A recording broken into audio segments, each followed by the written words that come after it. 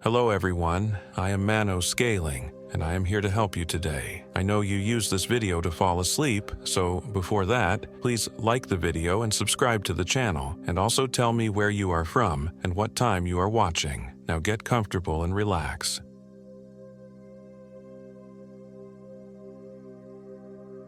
My name is Eleanor Pierce. I'm 34 years old. This happened in September 2024 during what was supposed to be a relaxing weekend getaway in the Colorado wilderness. As a high school counselor in Denver, I spent my days navigating the emotional turbulence of teenagers. My life was an endless parade of other people's problems, and I rarely had time to address my own, especially after my messy divorce last year. When my best friend Mia suggested a hiking trip to Uncompahgre National Forest, I jumped at the chance. I needed the escape, the silence, the clarity that only nature could provide. Mia Santos was the opposite of me in many ways. Spontaneous where I was calculated, fearless where I was cautious. She worked as an emergency room nurse at University Hospital and had developed the dark humor and unflappable demeanor that comes with regularly staring death in the face. We'd been friends since college, bonded by our shared love of the outdoors and our mutual inability to maintain romantic relationships. Completing our trio was Trent Caldwell, Mia's cousin and a local guide who knew the San Juan Mountains like the back of his hand. Trent was quiet and intense, with piercing blue eyes that seemed to hold secrets. He'd been discharged from the Forest Service last year under circumstances he refused to discuss. We were headed to the remote Blue Mesa Trail, a lesser-known path that Trent promised would show us the real Colorado. The trail wasn't on most tourist maps, winding through ancient aspen groves and secluded valleys before reaching a pristine alpine lake. Trent said the lack of cell service and marked paths kept the crowds away. Perfect, I thought. No teenagers, no ex-husbands, no reminders of my emptying apartment and emptier life. The problem started before we even reached the trailhead. My usually reliable Honda began making an ominous clicking sound as we navigated the increasingly narrow dirt road. Mia's GPS kept losing signal, then coming back with directions that made no sense, telling us to turn into solid rock faces or down non-existent paths. Trent insisted he knew the way, but I caught flashes of uncertainty in his eyes when he thought we weren't looking. "We should be there by now," he muttered, checking his paper map for the third time in an hour. "This isn't right." The afternoon sun was already dipping behind the jagged peaks when we finally found what appeared to be the trailhead, though the sign was weathered to the point of illegibility, with only B-E-M-A still visible in faded paint. "This is it," Trent announced, his voice betraying a hesitation that made my stomach tighten. "We should set up camp here tonight and start fresh in the morning." That first night, the three of us huddled around a fire that never seemed to generate enough heat, despite Trent's expert tending. The flames burned with an odd bluish tinge that I attributed to some mineral in the wood, but which made the shadows around our camp look deeper, more animate. The forest was unnaturally quiet. No owls, no rustling leaves, no distant sounds of animals moving through underbrush. Just silence, broken only by the occasional crack of wood in our fire. "Tell us about this place," I said to Trent, trying to dispel the growing unease. "Any good ghost stories?" Trent's face tightened. "People get lost here sometimes. The locals call it the Hollow Trail because it seems to consume things." "Consume things?" Mia laughed, but it sounded forced. "What does that even mean?" "It means watch your step tomorrow," Trent said, not meeting our eyes. "And stay close." That night, I dreamed of walking alone through an aspen grove, the white trunks like bones in the moonlight. Each tree had eyes gouged into its bark, weeping dark sap that pooled at my feet. When I tried to run, the earth turned soft beneath me, pulling me down like quicksand. I woke, gasping for air, my sleeping bag damp with sweat. The others had dreams too. Mia of being chased by something with too many legs. Trent of voices calling his name from deep in the woods. We laughed it off over instant coffee, blaming altitude and unfamiliar surroundings. but the laughter died when we discovered our food supply had spoiled overnight. Packages of dehydrated meals that should have lasted months were now filled with moldy, putrid mush. Only our water and a few energy bars remained edible. "This isn't possible," I whispered, examining the packaging for tears or damage and finding none. These were sealed. Trent's face had gone ashen. "We need to get moving. We can fish at the lake for dinner tonight." We shouldered our packs and began the hike, following a trail that seemed to fade in and out of existence. One moment we'd be walking on a clear path, the next pushing through dense underbrush with no sign that anyone had passed this way before. The forest around us felt watchful, the trees leaning in too close, branches reaching like arthritic fingers. My watch stopped working around noon. Mia's phone was dead despite having been fully charged that morning. Trent's compass spun uselessly, the needle rotating in slow circles regardless of direction. "Technology gets weird up here," Trent explained, but I could tell he was rattled. "Magnetic anomalies in the rock or something." By mid-afternoon, I was certain we were walking in circles. The same distinctive boulder, a massive granite chunk shaped like a crouching animal, appeared 3 times on our left when the trail should have been taking us in a straight line away from it. "We need to stop and get our bearings," I finally said, dropping my pack.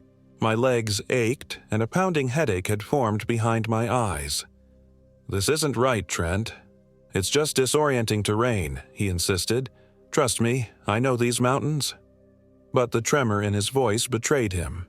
We didn't comment when he pulled a flask from his pocket and took a long swallow before passing it to Mia, who did the same before handing it to me.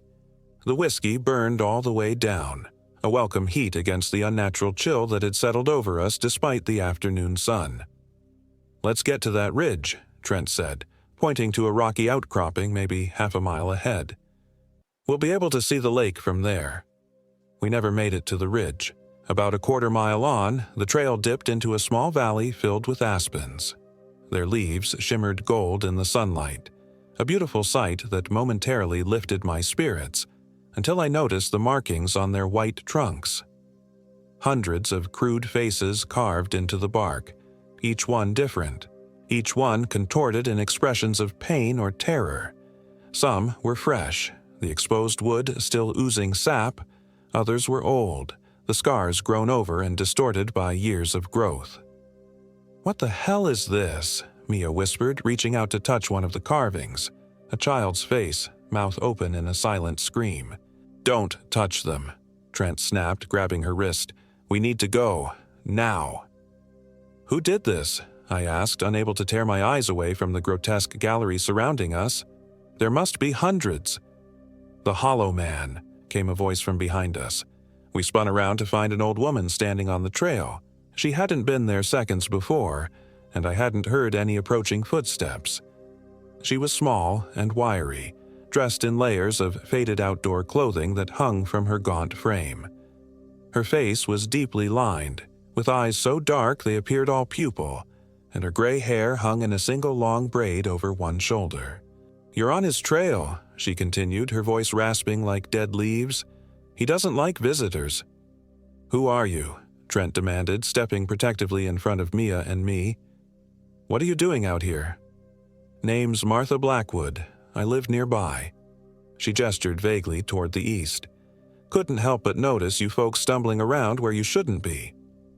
"We're trying to reach Blue Mesa Lake," I explained, still unnerved by her sudden appearance but grateful for any human contact that might help us find our way.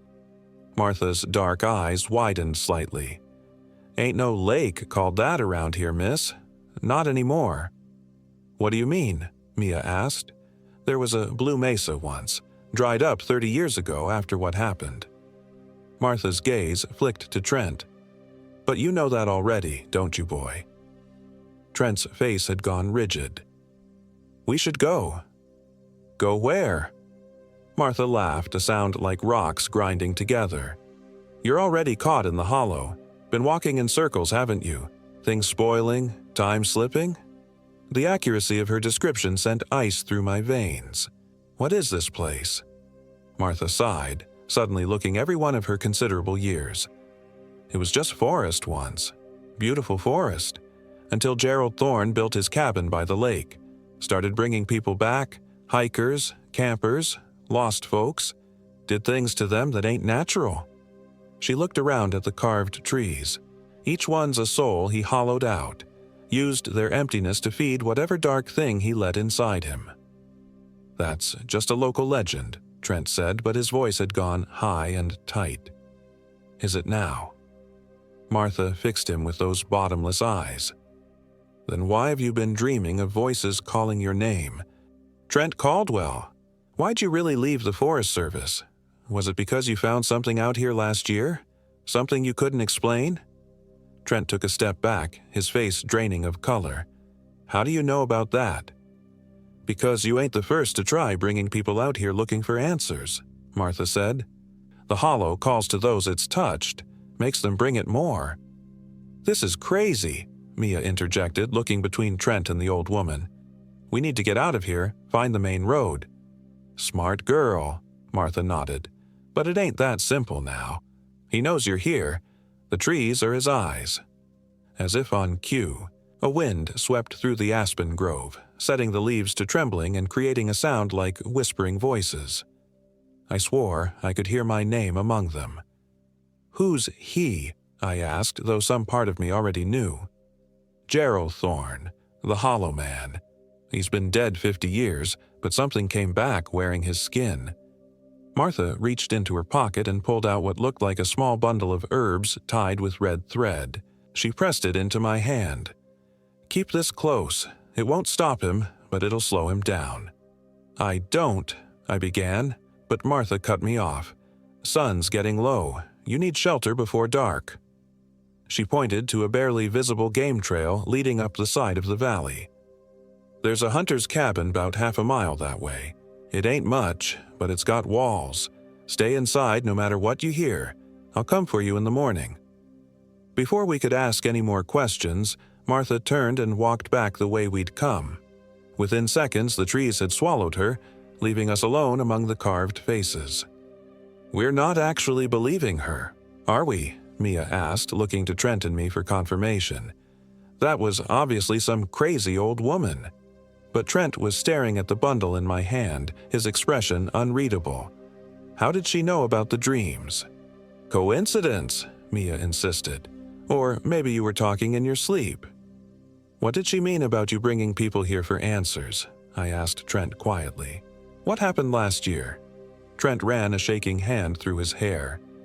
I was on a search and rescue operation. College kid went missing during a solo hike. We found his camera about a mile from here. He swallowed hard. The last photos. They showed something standing among the trees. Not quite human. The official report said it was just lens flare and shadows, but I know what I saw when we enlarged the images. And you brought us here to, what, find proof? I couldn't keep the edge of anger from my voice. No. I didn't think... Trent looked desperate. I've been having these dreams for months, about this place, about finding answers here. It felt important, like I was supposed to come back. Jesus Christ, Trent, Mia exploded. You dragged us into the middle of nowhere chasing some trauma-induced fantasy. Look, we can argue about this later, I interrupted, noticing how the shadows had lengthened around us. That old woman was right about one thing. We need shelter before dark. Despite Mia's protests, we followed the game trail Martha had indicated. The climb was steep, and with each step the forest grew quieter, the sensation of being watched intensifying. The trail itself seemed to resist us. Roots appeared underfoot where none had been seconds before. Branches swung down at eye level. Rocks rolled beneath our boots, threatening twisted ankles. The cabin appeared just as the last direct sunlight left the valley, a small, crude structure of weathered logs with a sagging metal roof. It looked ancient and abandoned, the single window boarded over, the door hanging askew on rusted hinges. No way am I staying in that tetanus factory, Mia declared, but the distant howl that echoed through the trees changed her mind. It wasn't a wolf or coyote. The sound was too deep, too sustained, almost human, but stretched into something monstrous. We hurried inside, using our flashlights to survey our shelter. The cabin consisted of a single room containing a rusted cast-iron stove, a crude wooden table, and a set of built-in bunks with ancient mouse-nibbled mattresses. A thick layer of dust covered everything, but there were no signs of recent occupation. No footprints in the dust, no trash, nothing to indicate Martha or anyone else had been here recently. Trent secured the door as best he could, jamming one of our hiking poles through the handles for additional stability. We cleared the bunks and laid out our sleeping bags, then tried to light the stove using what little dry wood we could find stacked outside. The fire caught reluctantly, giving off more smoke than heat. We ate our remaining energy bars in silence, each lost in our own thoughts. The old woman's words kept replaying in my mind, along with the image of those carved faces in the aspens. Outside, the forest had come alive with sound. Rustlings, snappings, and occasionally that same inhuman howl, sometimes near, sometimes far, as if circling our position. "We should take turns keeping watch," Trent suggested, checking his knife for the dozenth time. 4-hour shifts. "I'll go first," I volunteered, knowing sleep would be impossible anyway. Trent looked relieved and crawled into one of the lower bunks. Mia hesitated, then said quietly, "Wake me for second watch," before climbing onto the bunk above him. For the first 2 hours of my watch, I sat by the dying fire in the stove, listening to the sounds of the forest and my friend's uneasy breathing. Around midnight, a new sound emerged, a soft tapping on the boarded window. Tap, tap, tap. Pause. Tap, tap, tap. Rhythmic and deliberate, like knuckles on glass. I froze, afraid to breathe, afraid to shine my light toward the sound. The tapping continued for several minutes, then stopped abruptly. In the silence that followed, I heard a voice, thin and distant but unmistakably human. "Help me. Please help me." It was a child's voice, high and frightened. "Is someone out there?" I whispered, not wanting to wake Trent and Mia just yet. "Please help me," the voice came again, slightly louder. "I'm lost. I'm so cold." Every instinct told me not to open the door, not to even respond. Martha's warning echoed in my mind. "Stay inside no matter what you hear." "Go away," I hissed. "Whatever you are, go away." A soft giggle answered me, no longer frightened but amused. "Not whatever, whoever. Don't you want to see?" I heard shuffling outside the door, then another sound. Fingernails scratching against wood, moving slowly down the length of the door. The sound raised every hair on my body. "Just one peek," the voice coaxed, no longer a child's but something ancient pretending to be young. "One little peek, and I'll go away." "Eleanor?" Mia's voice came from the bunks, thick with sleep. "Who are you talking to?" The scratching at the door stopped instantly. "Nothing," I whispered. "Go back to sleep." But Mia was already climbing down, fumbling for her flashlight. I heard a voice. "There was something outside," I admitted. It sounded like a child at first, but a thunderous bang against the door cut me off, so violent it made the entire cabin shudder. The hiking pole wedged through the handles cracked but held. Another bang followed, then another, each impact shaking dust from the rafters. Trent was awake now too, scrambling out of his sleeping bag and grabbing his knife. "What the fuck is that?" The assault on the door stopped as suddenly as it had begun. In the ringing silence that followed, we heard soft, retreating footsteps, then nothing. None of us slept after that. We huddled together by the stove, feeding it the last scraps of wood, speaking little but drawing comfort from each other's presence. When the first gray light of dawn appeared around the edges of the boarded window, I felt a wave of relief so intense I almost wept. "We need to get out of here," Mia said, voicing what we were all thinking. "Forget the lake, forget the whole trip. We find our way back to the car, and we go home." "Agreed," I said, looking to Trent. "Can you get us back to the trailhead?" He nodded, though he looked far from certain. "I think so. If we backtrack to where we met that old woman, then head west." A knock at the door made us all jump. "You folks alive in there?" Martha's raspy voice called. "Sun's up. It's safe now." We exchanged glances, still wary after the night's events. Trent approached the door cautiously, removing the cracked hiking pole from the handles. "How do we know it's really you?" "You don't," came the dry response, "but I'm your only chance of getting off this mountain alive, so you might want to take that risk." Trent opened the door. Martha stood on the threshold, looking exactly as she had the day before, down to the layered clothing and long gray braid. The only difference was the old-fashioned rifle she carried, its wood stock worn smooth with age and use. "You had company last night," she observed, examining the deep gouges in the door's exterior. "What was it?" I asked. "Not what. Who?" Martha's dark eyes met mine. "Gerald's first victim was his own grandson, boy of 7. That's the form he prefers when he's hunting." Mia made a choked sound. "That thing was trying to sound like a lost child." Martha nodded grimly. "It knows what draws people in, what makes them open doors they shouldn't." "How do you know so much about this?" Trent asked, suspicion evident in his voice. "Because I've lived in these mountains my whole life. Watched Gerald Thorne when he was alive, saw what he became after." Martha shouldered her rifle. "And because I'm the one who killed him the first time. Shot him right between the eyes when I found what he was doing to those people in his cellar." She said it so matter-of-factly that it took a moment for the implications to sink in. "Wait," I said slowly, "if he died 50 years ago like you said, then I'd be pushing 90? Martha smiled, revealing teeth too white and even for someone of her apparent age. "Good genes. Now grab your gear. We need to move while the sun's high." As we gathered our belongings, I noticed Trent watching Martha with increasing intensity. When we stepped outside, he lagged behind slightly and motioned for me to do the same. "The Forest Service keeps records of all major incidents in these woods," he whispered urgently. "I looked them up after my experience last year. There was a Gerald Thorne who lived out here and he did disappear in the 70s. But there's no record of any Martha Blackwood in the area. Ever." Before I could respond, Martha called back to us. "Keep up. We need to reach the crossing before noon."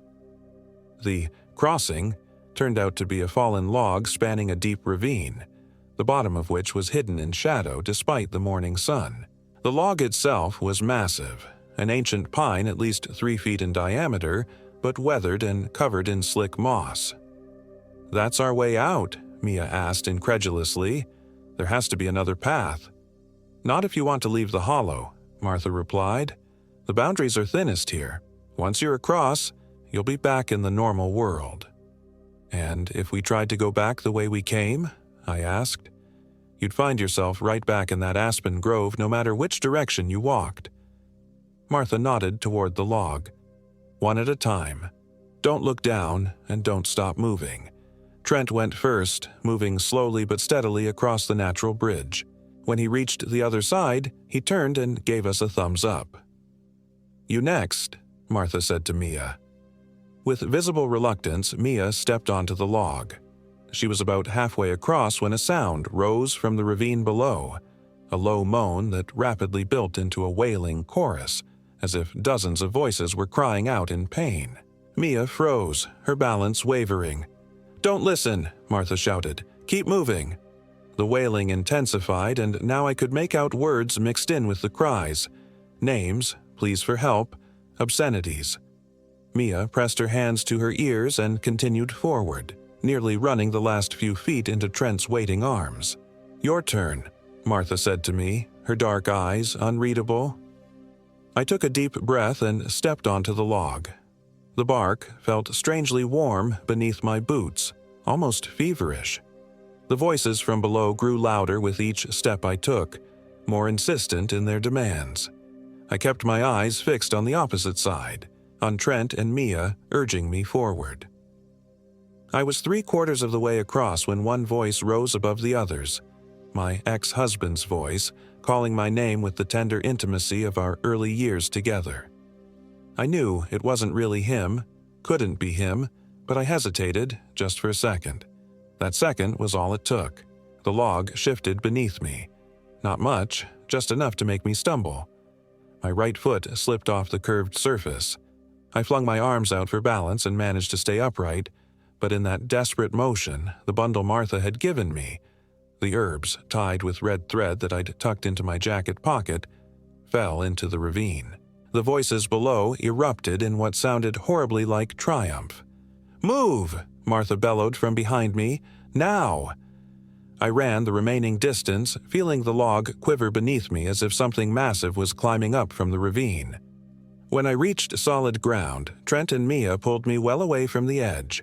We turned back to watch Martha cross, but she remained on the far side, making no move to follow us. "Aren't you coming?" I called. Martha shook her head, a sad smile on her weathered face. "Can't cross. Not anymore." "What do you mean?" Mia asked. "She's part of this place now," Trent said quietly, understanding dawning in his eyes. "Aren't you, Martha?" The old woman nodded. "Been trapped in the hollow for 50 years. Ever since I put that bullet in Gerald's brain and he put something worse in mine before he fell." A cold horror spread through me as I finally understood. "You're not Martha Blackwood." "I was," she corrected. "Part of me still is. Enough to help when I can. The rest—" She shrugged. "The rest belongs to the hollow now, like everything else that stays too long." Behind her, movement caught my eye. A figure emerging from the tree line. Even at this distance, I could tell it was a child, a small boy in old-fashioned clothes. He moved with an unnatural smoothness, head cocked at an impossible angle. Martha saw our expressions and didn't need to turn around. "He's coming. You need to go. Follow the stream at the bottom of this ridge. It'll lead you to a fire road. 2 miles east on that road and you'll hit the highway. Come with us," I urged, though I was already backing away from the ravine. "Try to cross." Martha's smile turned bitter. "Tried that once. Many times, actually. Never ends well." She raised her rifle and turned to face the approaching figure. "Go. Live, and for God's sake, stay out of these mountains." We ran. The sound of a gunshot echoed behind us, followed by a scream that started as a child's and twisted into something ancient and furious. We didn't look back, just followed Martha's directions down to the stream and along the fire road beyond. By some miracle, Martha's directions proved accurate. We reached the highway by mid-afternoon and caught a ride with a skeptical but kind truck driver who took us to the nearest town, a cluster of gas stations and motels just off the interstate. Our car was never recovered. The local sheriff seemed unsurprised when we reported getting lost in that particular area, and even less surprised when Trent mentioned the Blue Mesa Trail. "Ain't no such trail on any official map," the sheriff informed us, "and I wouldn't go looking for it if I were you. Those old mining areas are dangerous. Unstable ground, abandoned shafts. People go missing up there pretty regular." We didn't tell him about Martha, or the cabin, or the carved faces in the aspens. Some truths are too strange to share, too dark to drag into the normal world. Trent left Colorado 2 days later. Last I heard, he'd moved to Florida, about as far from mountains as you can get in the continental U.S. Mia and I still meet for coffee sometimes, but we never discuss what happened. The memories are like splinters working their way deeper the more you probe them. But sometimes, on cold autumn nights when the wind makes the trees outside my apartment creak and groan, I dream of Martha Blackwood standing her ground against a thing wearing a child's skin. I dream of the aspen grove with its gallery of carved faces. And I wonder if, somewhere in that hollow between worlds, a new face has joined them. One with my features, caught in a silent, eternal scream. Because the truth is, I don't think any of us truly escaped. Not completely. The hollow claimed something from each of us, some essential piece that we'll never get back. And sometimes, when I catch a glimpse of my reflection in a darkened window or an unexpected mirror, I see something looking back that isn't quite me. Something with eyes too dark and a smile that lingers too long. something hollow.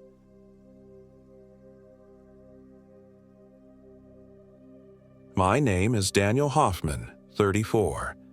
This happened in late September of 2023. Some part of me knew we shouldn't have gone to Black Canyon of the Gunnison that weekend.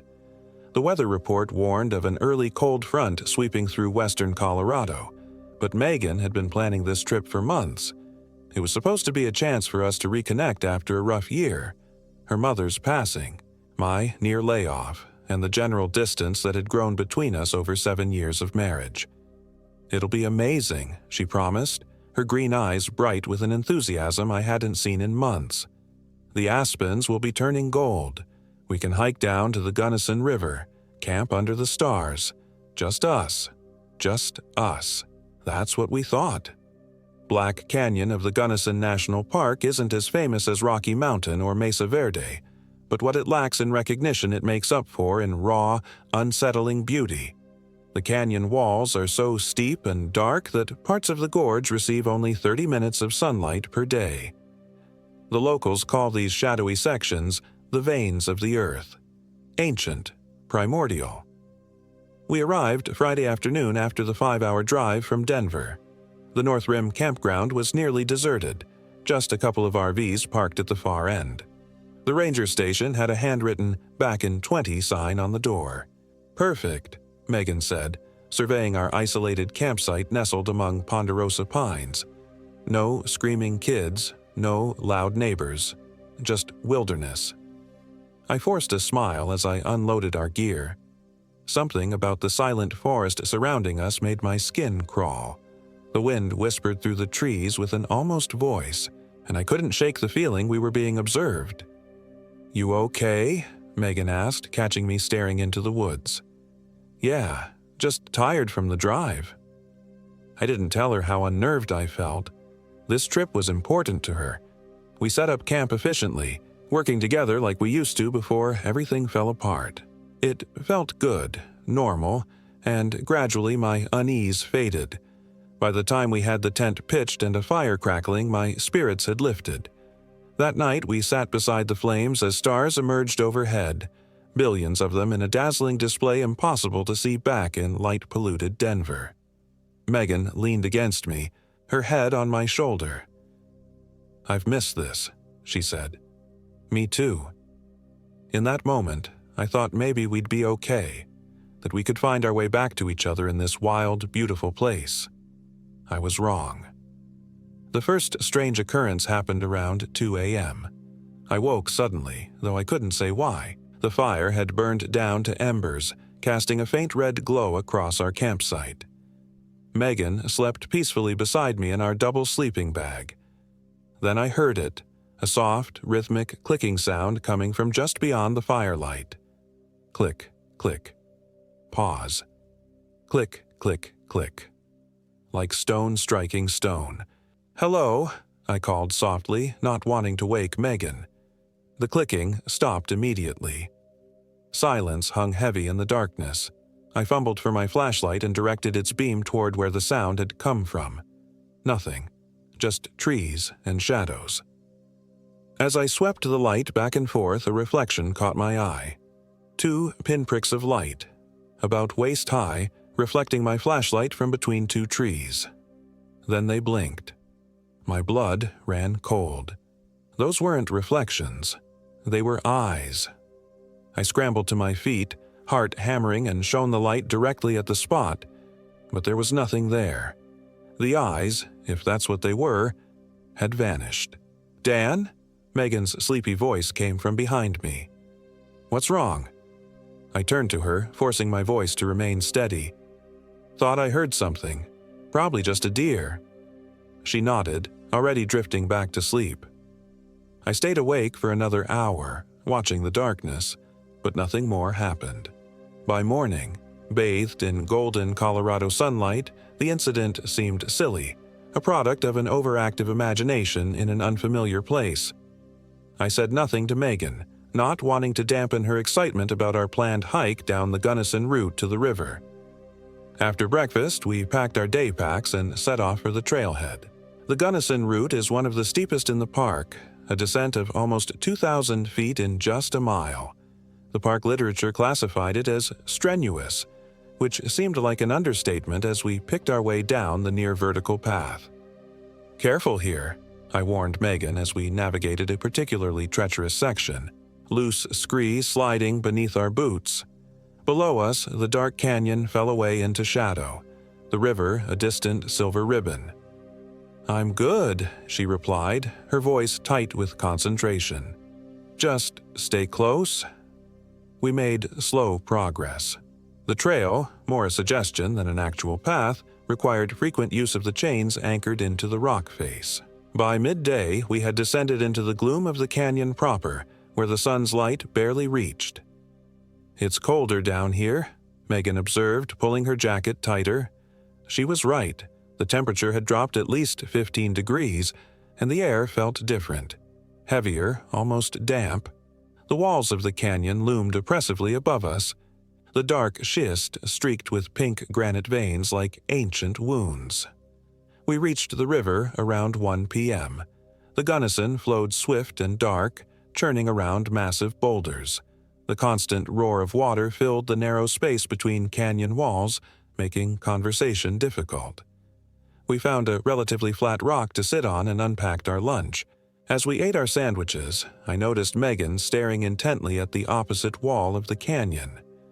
"What is it?" I asked, following her gaze. "I thought I saw someone," she said, frowning. "Up there, on that ledge." I squinted at where she pointed. The far canyon wall was a jumble of shadows and stone, but I saw nothing that resembled a person. "Park ranger, maybe?" She shook her head. "No uniform, just a figure. Watching us." A chill ran through me that had nothing to do with the canyon's cool air. "I don't see anyone. They're gone now." She turned back to her sandwich, but her appetite seemed diminished. After lunch, we explored the riverbank, carefully picking our way over slick stones. The beauty of the place was undeniable. The ancient rock, sculpted by millennia of flowing water, the unexpected wildflowers clinging tenaciously to cracks in the stone. But I couldn't shake a growing sense of wrongness. The feeling intensified when we discovered the cave. It wasn't marked on any park map, just a dark opening in the canyon wall, partially hidden by a fallen boulder. It would have been easy to miss if Megan hadn't stumbled while trying to photograph a peregrine falcon soaring overhead. "Dan, look at this," she called, crouching by the opening. I joined her, playing my flashlight into the darkness. The beam illuminated a narrow passage that extended back about 15 feet before opening into what appeared to be a larger chamber. "We shouldn't go in there," I said immediately.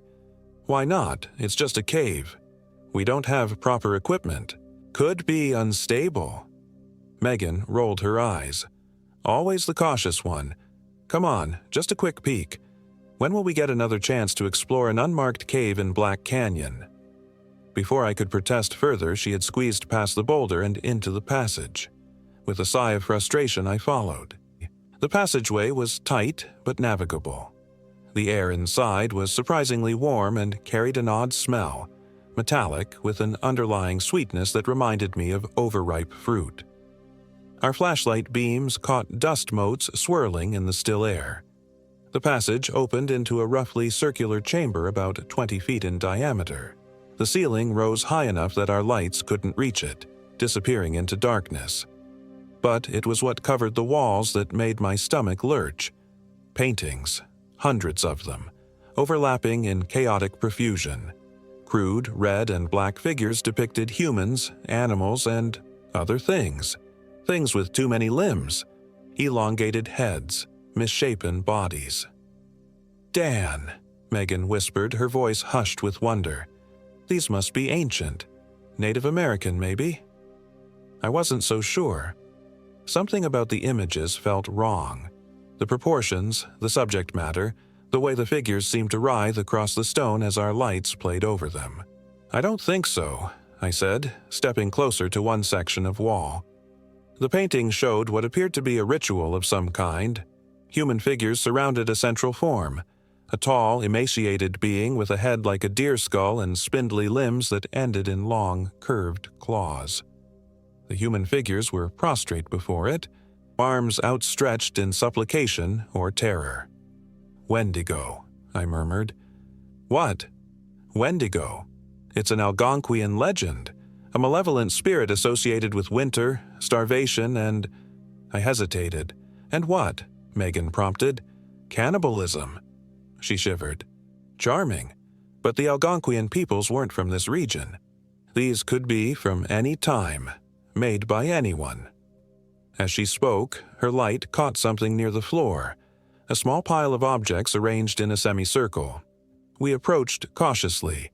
Animal bones, bleached white, a coil of frayed rope, a rusted knife with a wooden handle, and photographs, modern ones, curled and faded, showing smiling hikers against the backdrop of the canyon. "This isn't ancient," I said, my voice tight. "Someone's been using this cave recently." Megan picked up one of the photos. "This is dated last year." A sound echoed from the passage behind us, the soft click-click I'd heard at our campsite. "We need to leave," I said, grabbing Megan's arm. "Now." We hurried back through the passage, emerging into the late afternoon light. The sun had shifted, casting long shadows across the canyon floor. Looking up at the sheer walls, I realized with a jolt that we had maybe 2 hours before darkness fell. "We won't make it back to camp before nightfall," I said, checking my watch. "Not up that trail." "So we camp here?"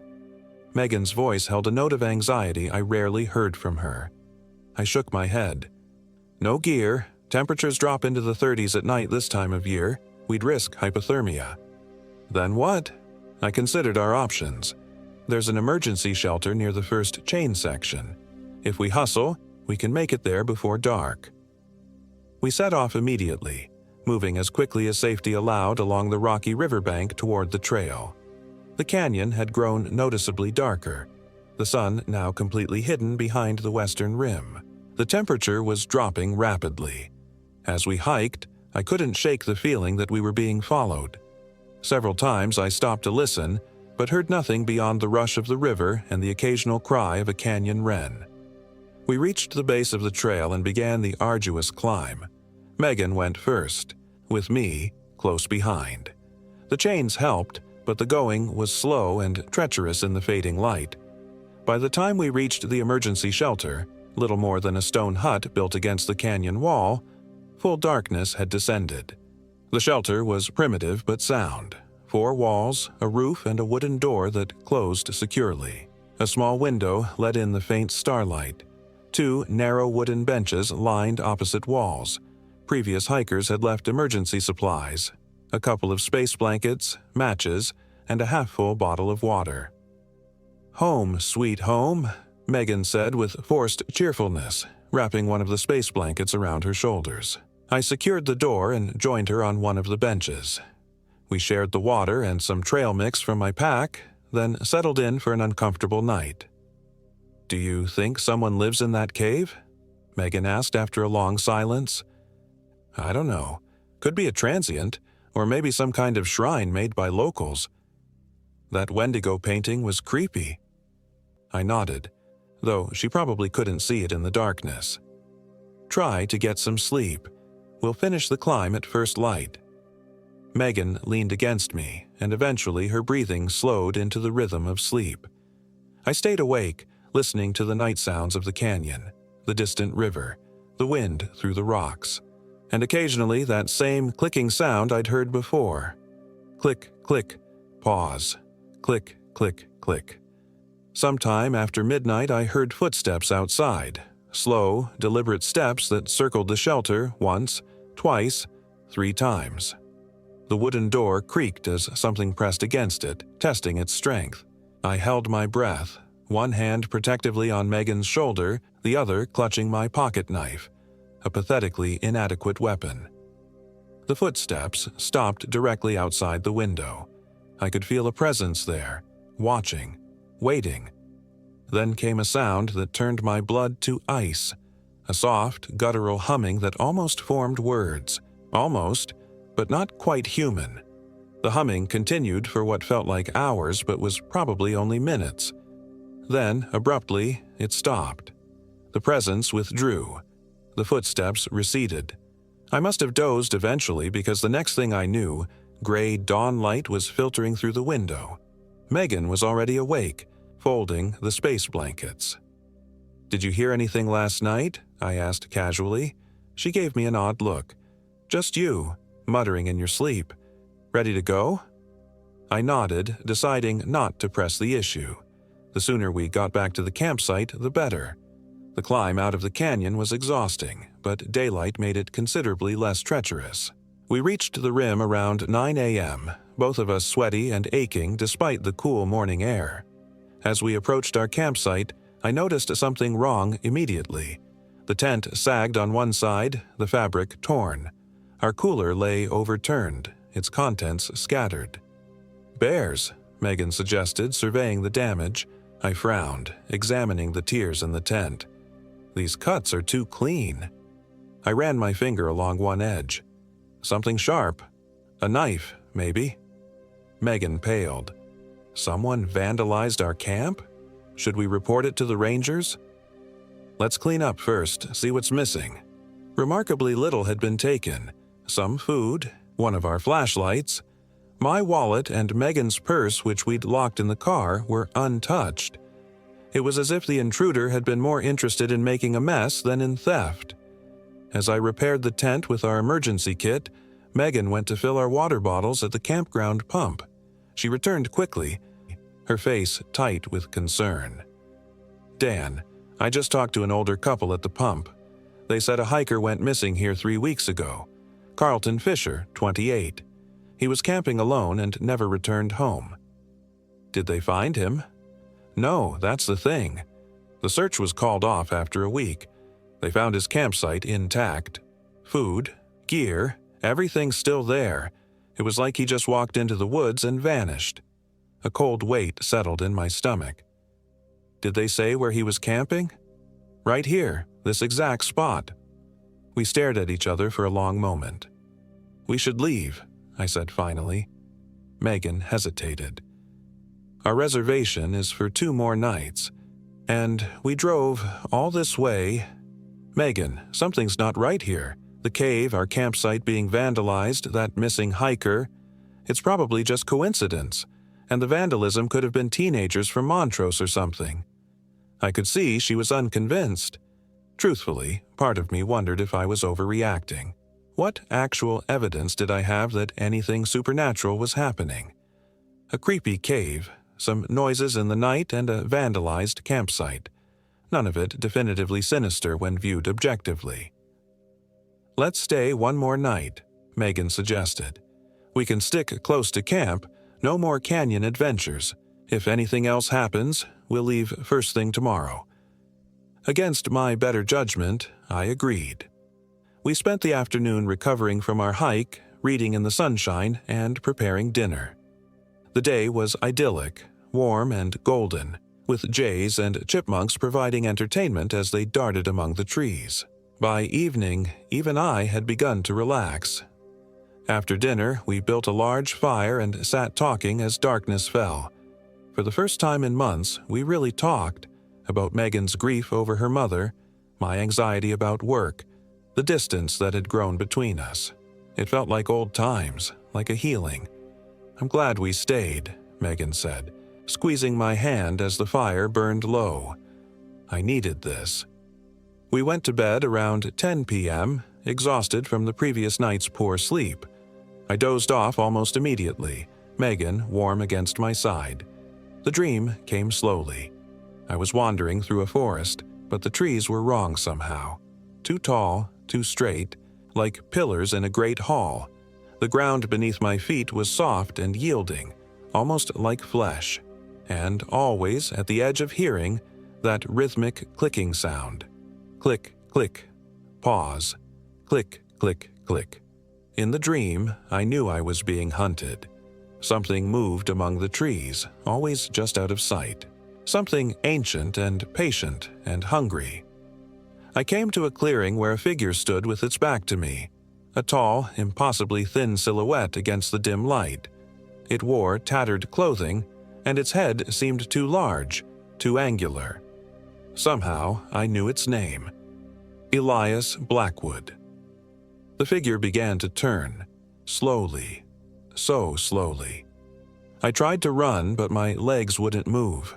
All I could do was watch as it turned, revealing a face that was not a face at all but a deer skull, yellowed with age, empty eye sockets somehow still seeing, still hungry. The jaw of the skull opened, and from it came that humming sound I'd heard outside the shelter.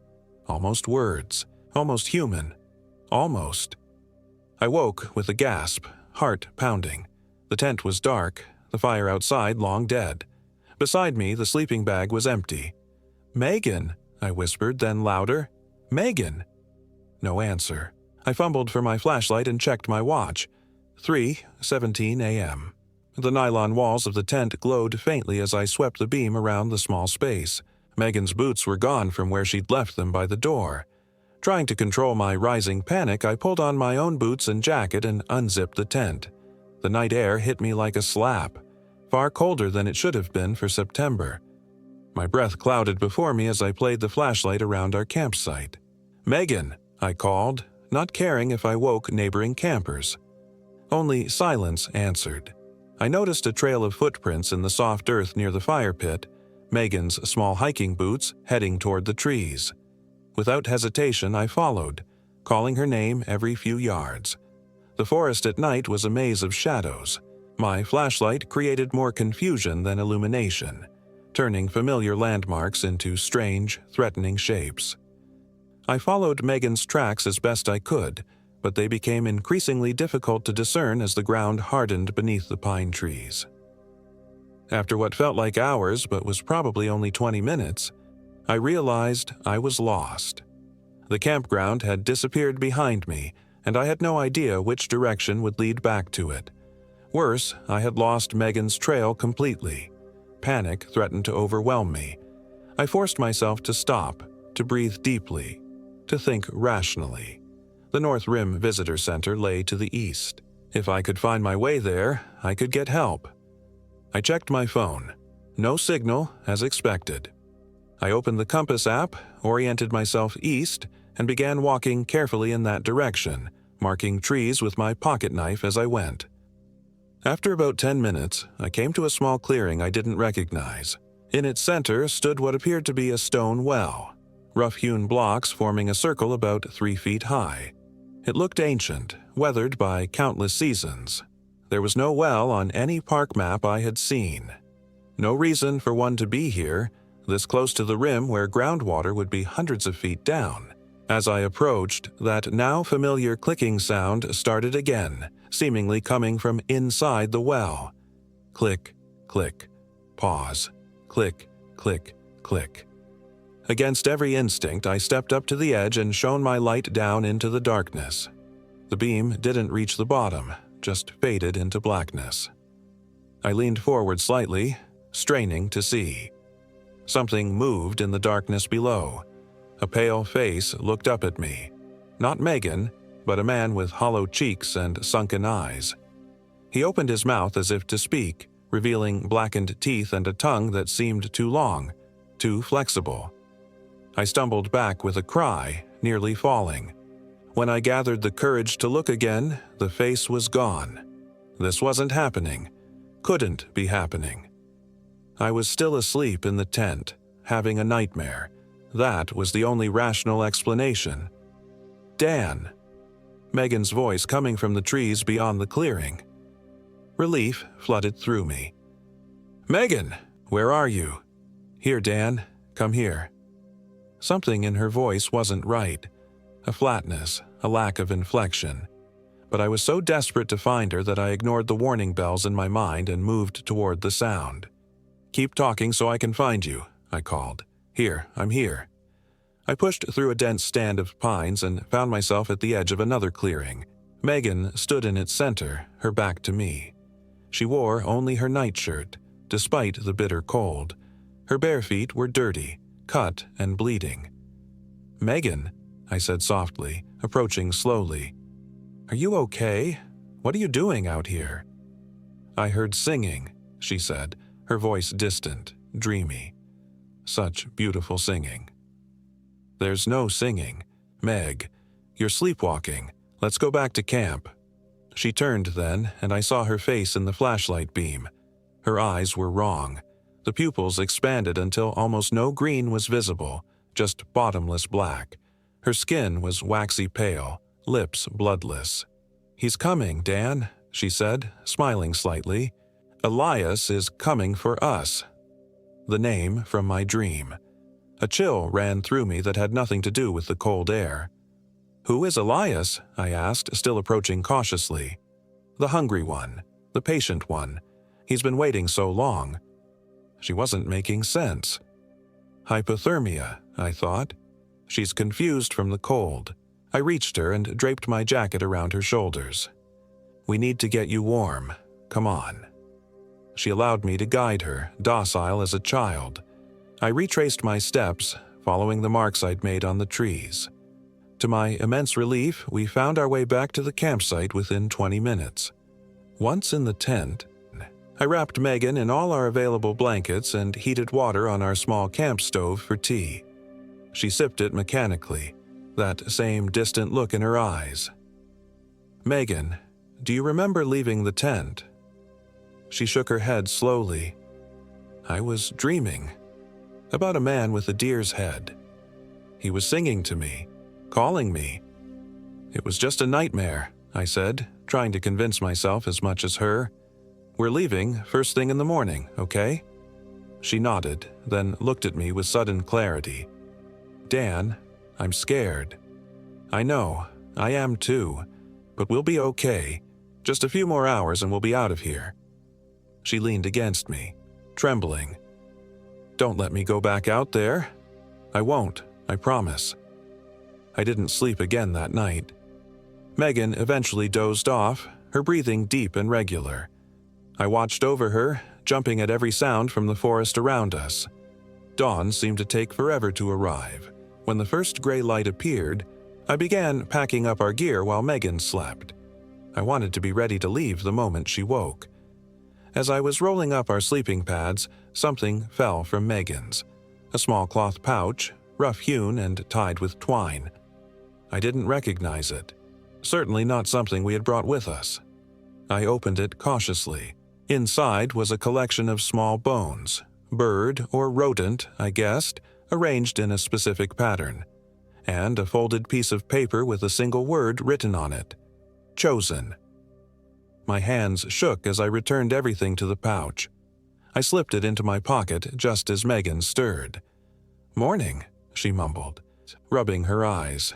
She looked normal again, if tired. "You're packing already?" "Yeah, thought we'd get an early start. How are you feeling?" "Exhausted. Had the strangest dreams." She stretched, then winced. "Why do my feet hurt?" I hesitated, then decided on honesty. "You went sleepwalking last night. I found you in the woods." Her eyes widened. "What? I've never sleepwalked in my life." "Well, you did last night. You were pretty out of it. Talking nonsense." "What kind of nonsense?" I didn't want to mention Elias or her odd behavior. "Just rambling. You were probably half asleep. The important thing is you're okay, but we should have those cuts looked at when we get back to civilization." She pulled back the blankets and examined her feet, caked with dirt and dried blood.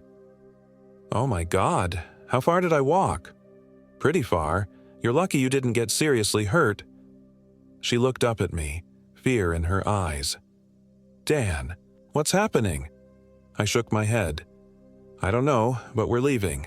Now." We finished packing in record time and loaded everything into our car. As we prepared to leave, a park ranger vehicle pulled into the campground. The ranger, a weathered man in his 50s named Peterson according to his nameplate, approached us. "Folks heading out early?"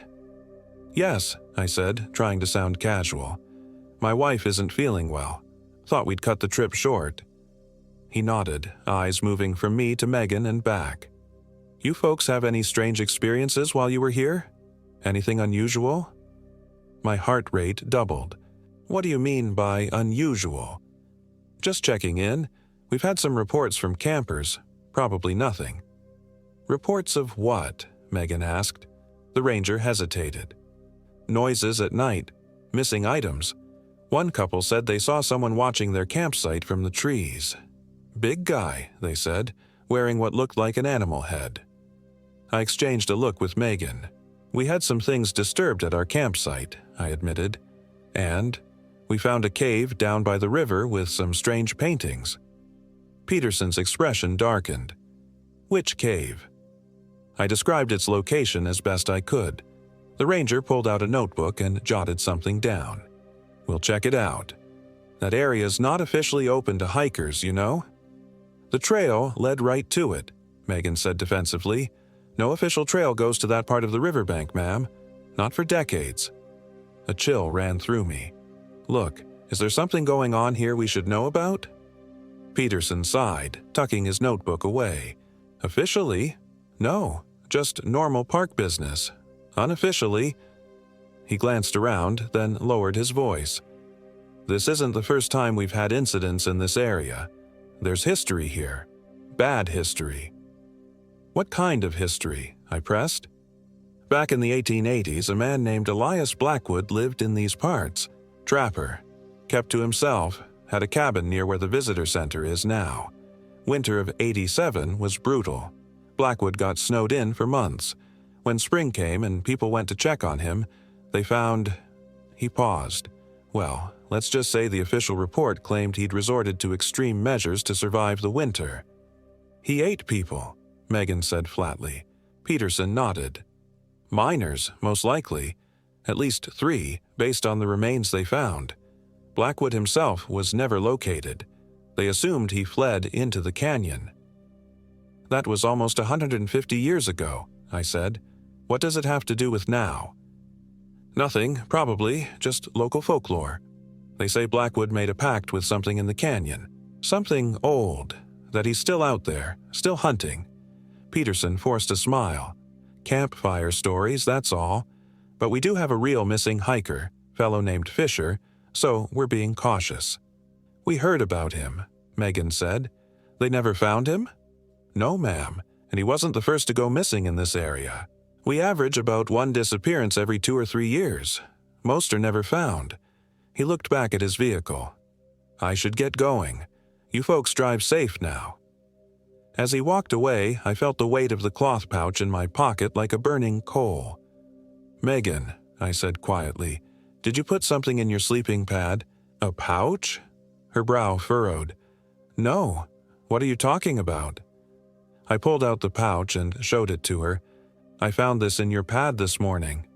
She took it, examined it with growing horror, then flung it away from her. I've never seen that before in my life. Someone put it there while we were away from camp. Or... I couldn't bring myself to finish the thought. Or what? Or you brought it back last night when you were sleepwalking. She stared at me, face pale. We need to leave. Now. We got in the car and I started the engine. As we pulled out of the campground, I glanced in the rearview mirror. A figure stood at the edge of the forest watching us go. Tall, impossibly thin, wearing what looked like ragged furs. Atop its head perched what I first took to be a hat of some kind, but as we drove away, I realized the truth. Not a hat. Antlers. I didn't mention it to Megan. There was no point in frightening her further. I drove faster, eager to put distance between us and Black Canyon of the Gunnison. We made it home safely. Life resumed its normal rhythm. Weeks passed, then months. The events at the canyon began to seem like a bad dream, something we could almost convince ourselves hadn't really happened. Almost, because Megan still walks in her sleep sometimes. I'll wake to find her standing by our bedroom window, looking out at the night, humming that same guttural, almost language I heard in the canyon. Once I found her in the kitchen, arranging small objects in a semicircle. Coins, paper clips, keys. Click, click, pause. Click, click, click. And sometimes when she thinks I'm not paying attention, I catch her listening. Head tilted slightly, eyes distant, as if hearing a voice or a song that I cannot. We don't talk about it. What would be the point? But I know, and I think she knows, that something followed us home from Black Canyon. Something patient, something hungry, something that is still waiting. I write this as a warning. If you go to Black Canyon of the Gunnison, stay on the marked trails. Don't explore unmarked caves, and if you hear rhythmic clicking in the night or humming that almost forms words, don't follow the sound.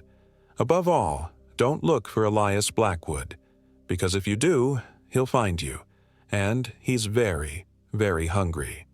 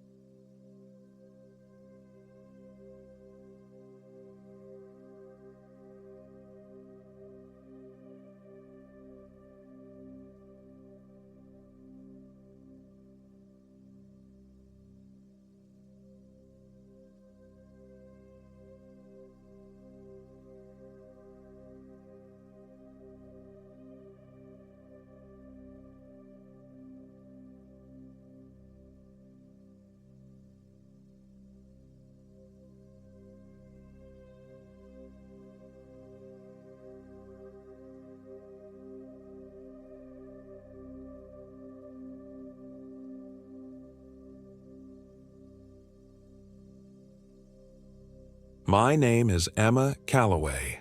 I'm 32 years old. This happened in May of 2023, though sometimes I still wonder if time itself wasn't another thing that got twisted in the Lost Creek wilderness. The divorce papers had been finalized just 3 weeks earlier, 7 years of marriage dissolved with signatures and legal jargon. Tyler got the house in Denver. I got Luna, our German Shepherd mix, and the crushing weight of starting over. Wildlife photography had always been my passion, though it had taken a back seat during my marriage. Now it seemed like the perfect excuse to disappear for a while. Lost Creek Wilderness was supposed to be my rebirth. 30 miles southwest of Bailey, Colorado, it offered 120,000 acres of pristine mountain terrain, with towering granite rock formations and dense pine forests that seemed to swallow sound itself. I'd mapped out a week-long expedition along the Goose Creek Trail, planning to capture the spring migration and hopefully reconnect with myself in the process. Luna was ecstatic as we pulled into the trailhead parking area. Her black and tan coat gleamed in the morning sunlight as she bounded around the SUV, nose twitching with excitement at the symphony of new scents. I smiled for what felt like the first time in months. "Ready for an adventure, girl?" I scratched behind her ears as I shouldered my pack. 40 pounds of camping gear, food, and camera equipment. Everything we'd need for our wilderness therapy session. The first 2 days were everything I'd hoped for. The trail wound through stands of aspen and ponderosa pine, occasionally breaking into meadows carpeted with early wild flowers. I filled memory cards with shots of elk calves, mule deer, and a red-tailed hawk that had swooped so close I could hear the air rushing through its feathers. Luna stayed close, occasionally chasing chipmunks but always returning at my whistle. On the 3rd day, things changed. We'd veered off the main trail, following a game path I'd spotted that led toward what looked like an interesting rock formation. My trail map showed we were about 5 miles from the nearest marked path, but I wasn't concerned. I had my GPS, plenty of supplies, and the weather was holding steady. The dense forest thinned as we climbed higher, revealing a breathtaking view of the surrounding peaks. Perfect for golden hour photography. I set up camp in a small clearing bordered by twisted pines and a cluster of massive granite boulders. Luna seemed uneasy, pacing the perimeter instead of settling down as she usually did. "What's wrong, girl?" I knelt beside her, running my hand along her back. She whined softly, ears pricked toward the dense woods behind us. Nothing there that I could see. just the wind moving through the pines with a soft, almost whispered hush.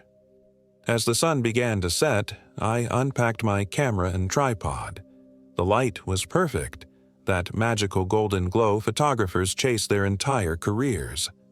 I focused on a distant ridge where the light played across ancient rock faces, but when I reviewed the images, something was off.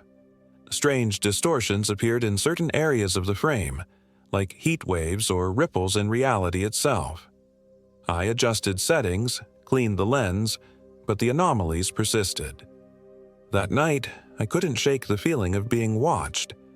Luna refused to sleep, her eyes fixed on the tree line, a low growl rumbling in her chest at irregular intervals.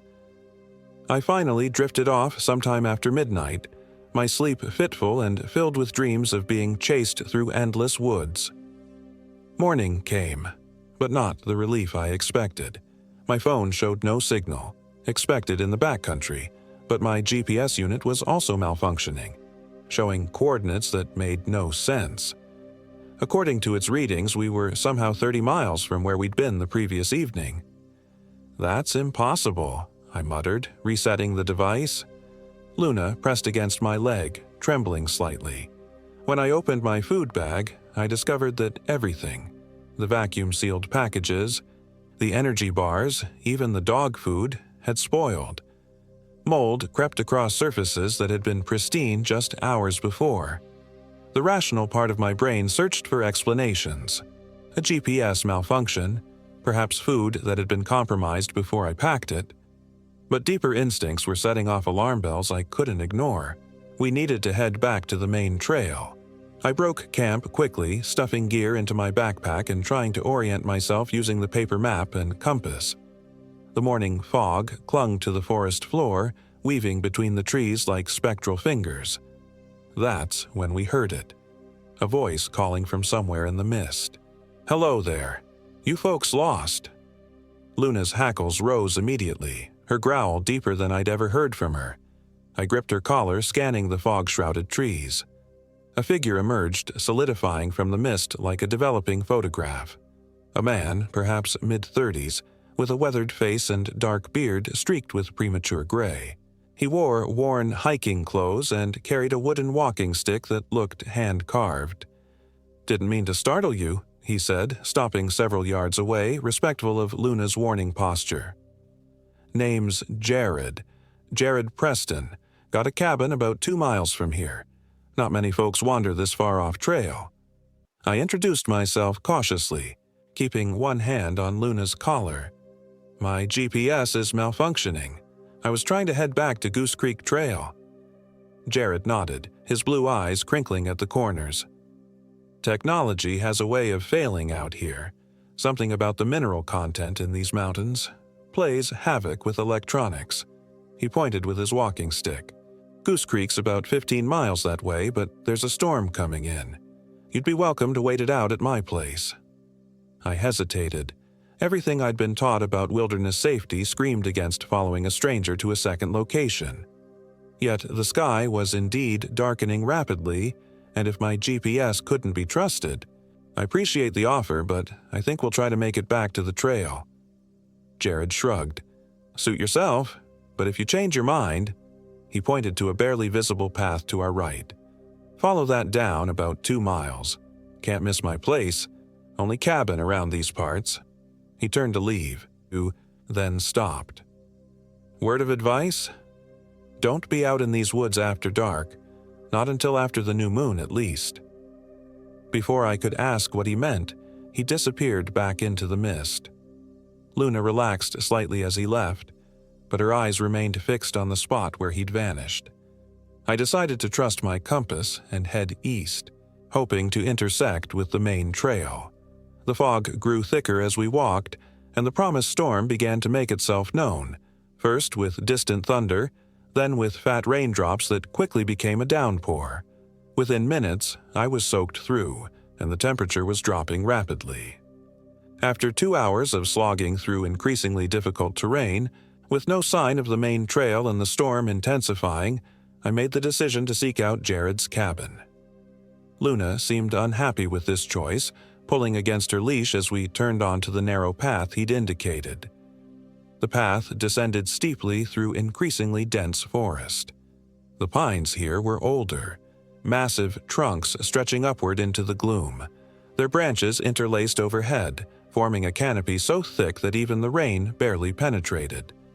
The silence was oppressive, broken only by the distant rumble of thunder and the occasional snap of twigs beneath our feet.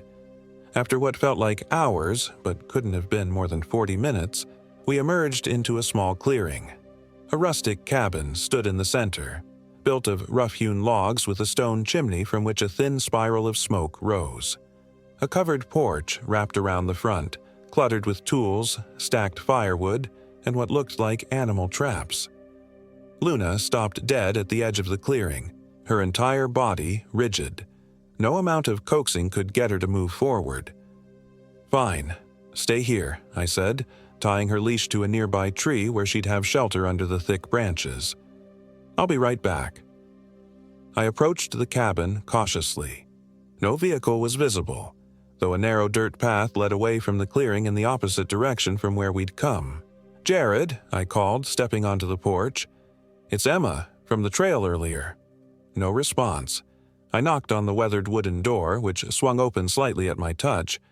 The interior was dim, lit only by a struggling fire in the stone hearth and a kerosene lamp on a rough wooden table. "Hello? Anyone home?" I pushed the door open wider, stepping just inside the threshold. The cabin was a single large room with a loft space above. A kitchen area occupied one wall, with shelves of preserved foods and bundles of dried herbs hanging from the rafters. A wooden table and 2 chairs sat in the center, and a bed was pushed against the far wall. Everything was neat but clearly handmade or well used. What caught my attention, though, were the walls.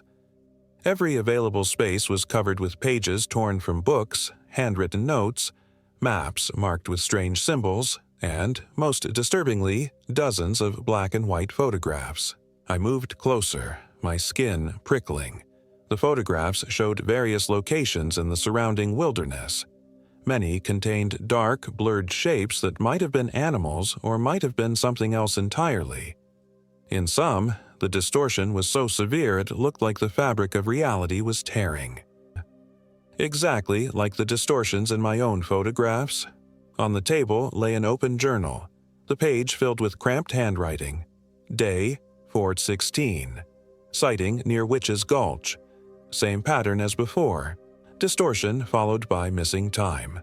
Wilkins' dog found 3 miles from where it disappeared, alive but changed. Won't eat, won't respond to commands. Had to be put down. It's getting bolder. The boundary stones aren't working anymore. I've collected samples from the latest kill site. Strange residue, not blood, not sap.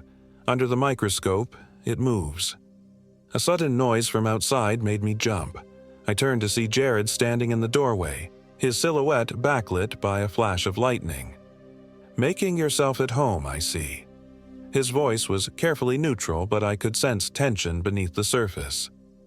"I'm sorry," I stammered, stepping away from the table. The door was open and... "It's fine." He moved into the cabin, setting down a burlap sack that clinked with the sound of glass bottles. I offered, after all, "Though your dog doesn't seem to like it here." Luna's protective. I watched as he moved around the small space, lighting additional lamps. The storm had intensified outside, rain lashing against the windows.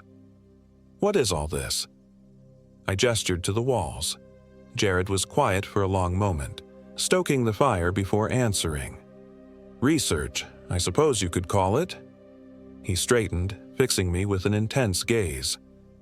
"How long have you been in these woods, Emma?" 3 days. We were supposed to be out for a week." He nodded slowly. "And have you noticed anything strange, besides your GPS malfunctioning?" I hesitated before answering. "My photos, there are distortions in them, like the ones in your pictures." I pulled out my camera, showing him the review screen. His expression tightened as he flipped through the images. "When did you first notice this?" "Yesterday evening." He swore under his breath. "And your dog, she's been acting different. More alert, more aggressive maybe? A chill ran down my spine that had nothing to do with my wet clothes. How did you know that? Instead of answering, Jared moved to a chest in the corner, pulling out clothes and tossing them to me. You should get changed. We can talk over dinner. The clothes, flannel pants and a thick sweater, were obviously men's, but dry and clean. Jared turned his back while I changed, busying himself with preparing food. A stew of some kind, reheated over the fire, with chunks of meat and root vegetables. You live out here permanently? I asked, trying to ease the tension that had settled between us. 5 years now, he replied, stirring the pot. Used to work in geological research in Boulder. Got tired of people. Out here, it's simpler. There was more to the story, I could tell, but he didn't elaborate. We ate in silence for a while, the only sounds the crackling fire and the storm raging outside. The stew was surprisingly good, rich and flavorful. Your photos, he finally said, pushing his empty bowl away. They show signs of what locals call the hollow walker. The what? Jared leaned forward, elbows on the table. Native legends talk about a spirit that walks in the spaces between this world and the next. Old trappers and miners used to report seeing it, a figure that seemed to shift shape, sometimes appearing as a person they knew, sometimes as an animal. The Ute believed it was a skinwalker, a witch that could wear the skins of others. He got up, moving to the wall of photographs. Science has other explanations. Methane gas causing hallucinations, light refraction in mountain air, psychology, the isolation playing tricks on the mind. He tapped one of the photos. But all those theories fall apart when you start collecting evidence. I set down my spoon, appetite gone. You're saying these distortions in my photos are some kind of supernatural entity? I'm saying there's something in these woods that defies conventional explanation. His voice was deadly serious. Something that's been taking people for generations. The official reports call them missing hikers, victims of exposure or animal attacks. But the truth is messier. And you're what? Hunting it. A grim smile flickered across his face. It killed my wife and daughter 5 years ago. Took their forms to lure me away from our campsite. Then, he trailed off, his expression darkening. By the time I realized what was happening, it was too late. Official report said animal attack. Mountain lion, probably. But I saw what I saw. The firelight cast deep shadows across his face, and for just a moment, I thought I saw something else there. Something not quite human. I blinked, and it was gone. I should check on Luna, I said, suddenly desperate for fresh air despite the storm. Jared nodded. Bring her inside if you want. Animals sense things we can't. If she's agitated, there's a reason. I pulled on my still damp jacket and stepped out onto the porch.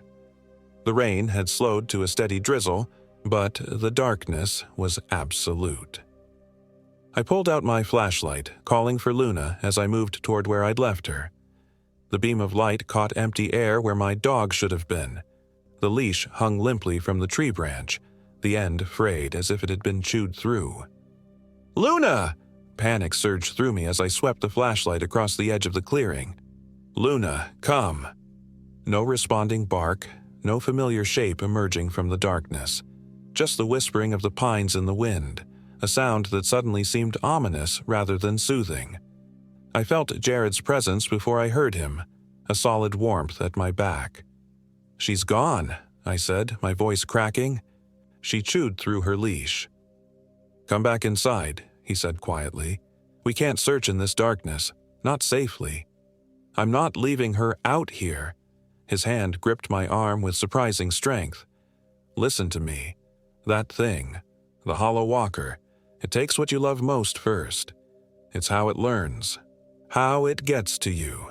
If your dog is gone, going after her now is exactly what it wants." The certainty in his voice chilled me more than the rain. I let him lead me back inside, where he locked the door and checked each window. "We'll search at first light," he promised, adding wood to the fire. For now, we wait. Sleep was impossible. I sat at the table, clutching a mug of what Jared called protective tea, a bitter concoction of herbs from the bundles hanging above. He spent the night checking and cleaning an old rifle, occasionally making notes in his journal. Around 3 a.m., we heard it, scratching at the door, followed by a familiar whine. I was on my feet instantly. "It's Luna!" Jared blocked my path to the door, rifle raised. "Wait, that's my dog. Is it?" His eyes never left the door.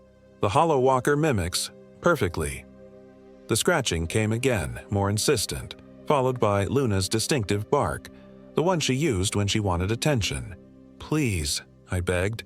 "What if you're wrong? She's out there alone, scared."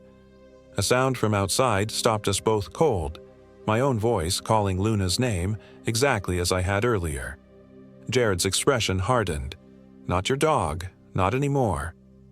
The night stretched endlessly. The scratching continued intermittently, along with sounds that shifted from Luna's whines to my voice calling her, to sounds I couldn't identify. Wet, sliding noises that made my skin crawl. Dawn came with merciful slowness. The scratching had stopped about an hour earlier. Jared moved cautiously to the window, peering through a small gap in the curtains. "Nothing visible," he reported. "But that doesn't mean much." He handed me the rifle. "Know how to use this?" I nodded. My father had taught me to shoot when I was a teenager, insisting it was an essential skill for solo hiking. "Good, I'm going to check the perimeter. You watch from the porch.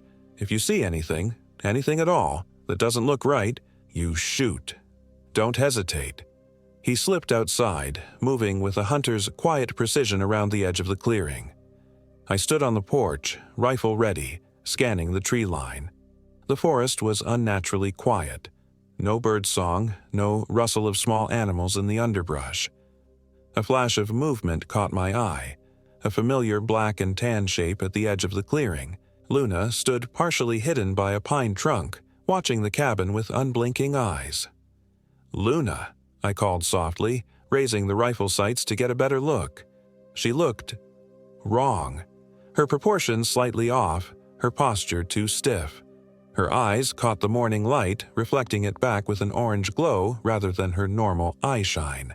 "Jared," I called, keeping my voice steady. 3 o'clock position at the edge of the trees. He froze, then slowly turned. "I see it. Don't move."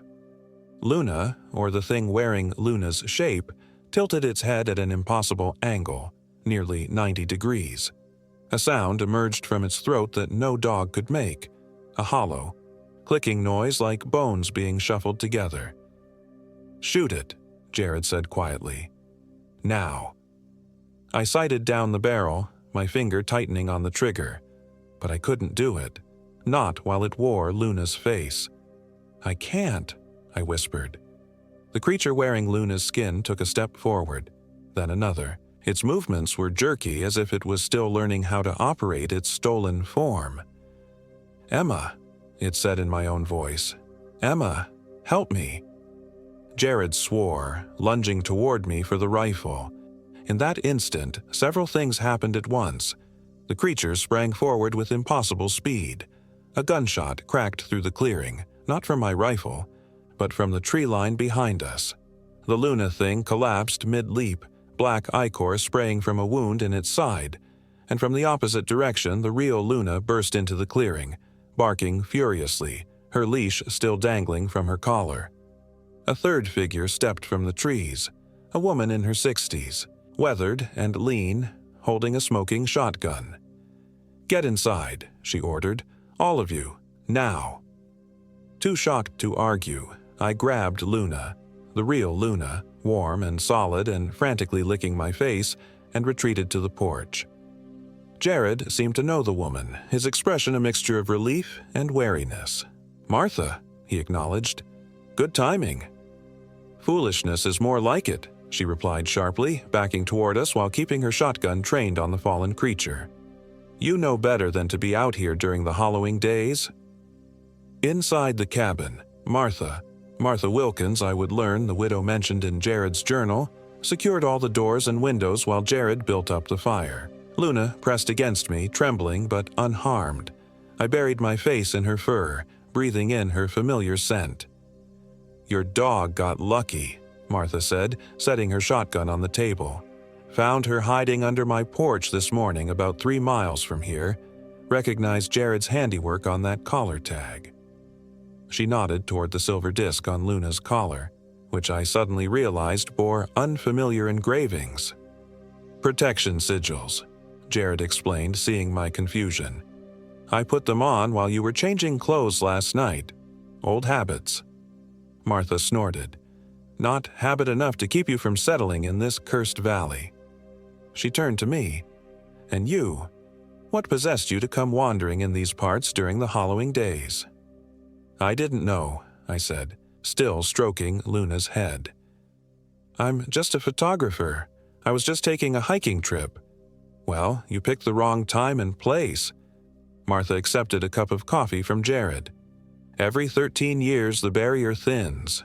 That thing out there, what the natives called the skinwalker, what we call the hollow walker, it feeds during this time. Takes forms, takes memories, takes souls, some say." "What we shot, wasn't it?" Jared added grimly. "Just a vessel, a skin it was trying on." I felt sick. "You mean that was actually—" "No." Martha cut me off.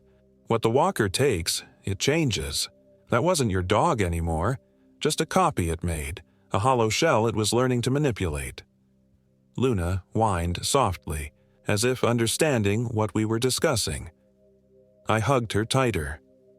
"So, what do we do now?" I asked. "How do we get out of here?" Martha and Jared exchanged glances. "We wait," Jared said finally. 3 more days until the new moon. Then the barrier strengthens again, and it goes back to dormancy." 3 days? I can't stay here 3 days. I have to get back." "You won't make it," Martha said bluntly. "Not with that thing hunting you now. It's tasted your fear, seen your bond with that dog. It'll use everything it's learned to lure you out." I wanted to argue, but the memory of hearing my own voice outside the cabin stopped me. The thing had mimicked me perfectly, had nearly tricked me into opening the door. "Fine, 3 days." I looked between them. "But there has to be more we can do than just wait." Martha's weathered face creased in a grim smile. "Now you're thinking like a survivor." The day passed in tense preparation. Martha and Jared reinforced the cabin's defenses with what they called ward stones, small river rocks etched with the same symbols that appeared on Luna's tag. I helped where I could, following their instructions while trying to process the insanity of our situation. By nightfall, we were as prepared as we could be. Martha took the first watch while Jared and I tried to rest. Luna refused to leave my side, growling softly whenever strange sounds came from the forest outside. I must have dozed off eventually because I woke to Martha shaking my shoulder roughly. "Get up," she hissed. "Something's wrong with Jared." I blinked sleep from my eyes, disoriented. The cabin was dark except for the dying embers in the fireplace. Luna was on her feet, hackles raised, staring at Jared's still form on the other bed. "What's wrong with him?" I whispered. "Don't know. He won't wake up. Been muttering nonsense for the last hour." I approached cautiously. Jared lay rigid on the bed, his eyes open but unseeing, fixed on the ceiling. His lips moved continuously, forming words I couldn't understand. "Jared." I touched his arm gently. His skin was ice cold. His head snapped toward me with unnatural speed, eyes focusing with sudden clarity. But the voice that emerged wasn't his. "Emma," said Tyler's voice from Jared's mouth. My ex-husband's voice, perfect in every inflection. "Why did you leave me, Emma?" I stumbled backward, crashing into the table. Martha was instantly between us, her shotgun leveled at Jared's chest. "That's not him anymore," she said, her voice steady despite the fear evident in her eyes. "The walker's gotten into his mind somehow." "But how? We've been inside all day." Jared, or the thing controlling him, sat up slowly, movements smooth and precise. "Poor Jared," it said, now in a voice I didn't recognize. Young, female. "He thought he was hunting me, but I've been inside him for years, since that day in the woods when his family died. Did he tell you that story, Emma? Did he tell you he was the one who led them to me?" "Don't listen," Martha warned. "It lies. That's what it does." The thing wearing Jared smiled, the expression all wrong on his features. "Martha knows. Don't you?" "Martha? About the lies. About how your husband didn't really leave you for that woman in Grand Junction. About what really happened to him in these woods." Martha's hands tightened on the shotgun. "Shut your filthy mouth. Or what? You'll shoot? Poor Martha. Poor, lonely Martha. Shoot if you want. This skin is already used up anyway." With horrifying suddenness, Jared's body began to change. His skin rippled like water, features melting and reforming. I backed away until I hit the wall, unable to look away from the grotesque transformation. Where Jared had been now sat something only vaguely human. A gaunt figure with elongated limbs and a face that seemed unfinished, features shifting subtly as if unable to decide on a final form. "You can't keep her safe," it said to Martha, its voice a discordant blend of many voices speaking together. "The photographer, she's mine now, marked, like Jared was marked." Martha fired. The shotgun blast was deafening in the confined space of the cabin. The creature jerked backward, black fluid spraying from its chest, but it didn't fall. Instead, it laughed, a dry, rattling sound. Now, Martha. We both know that won't work. Not really." It moved with blinding speed, crossing the room in a blur and knocking the shotgun from Martha's hands. Before I could react, it had her by the throat, lifting her off the ground with inhuman strength. Luna launched herself at the creature, teeth bared. It swatted her aside with its free hand, sending her crashing into the wall with a yelp of pain. "Luna!" I screamed, diving for the rifle Jared had left leaning against the bedpost. The creature tightened its grip on Martha's throat. Her face was turning purple, her legs kicking uselessly as she struggled for air. I raised the rifle, hands shaking so badly I could barely aim. "Let her go." The creature turned its shifting face toward me, a grotesque parody of a smile stretching across features that weren't quite human. "Or what, little photographer? You'll shoot? Like you should have shot your dog's skin this morning? You don't have what it takes to pull that trigger." It was right. My finger trembled on the trigger, but I couldn't make myself fire. Not while it held Martha like a shield.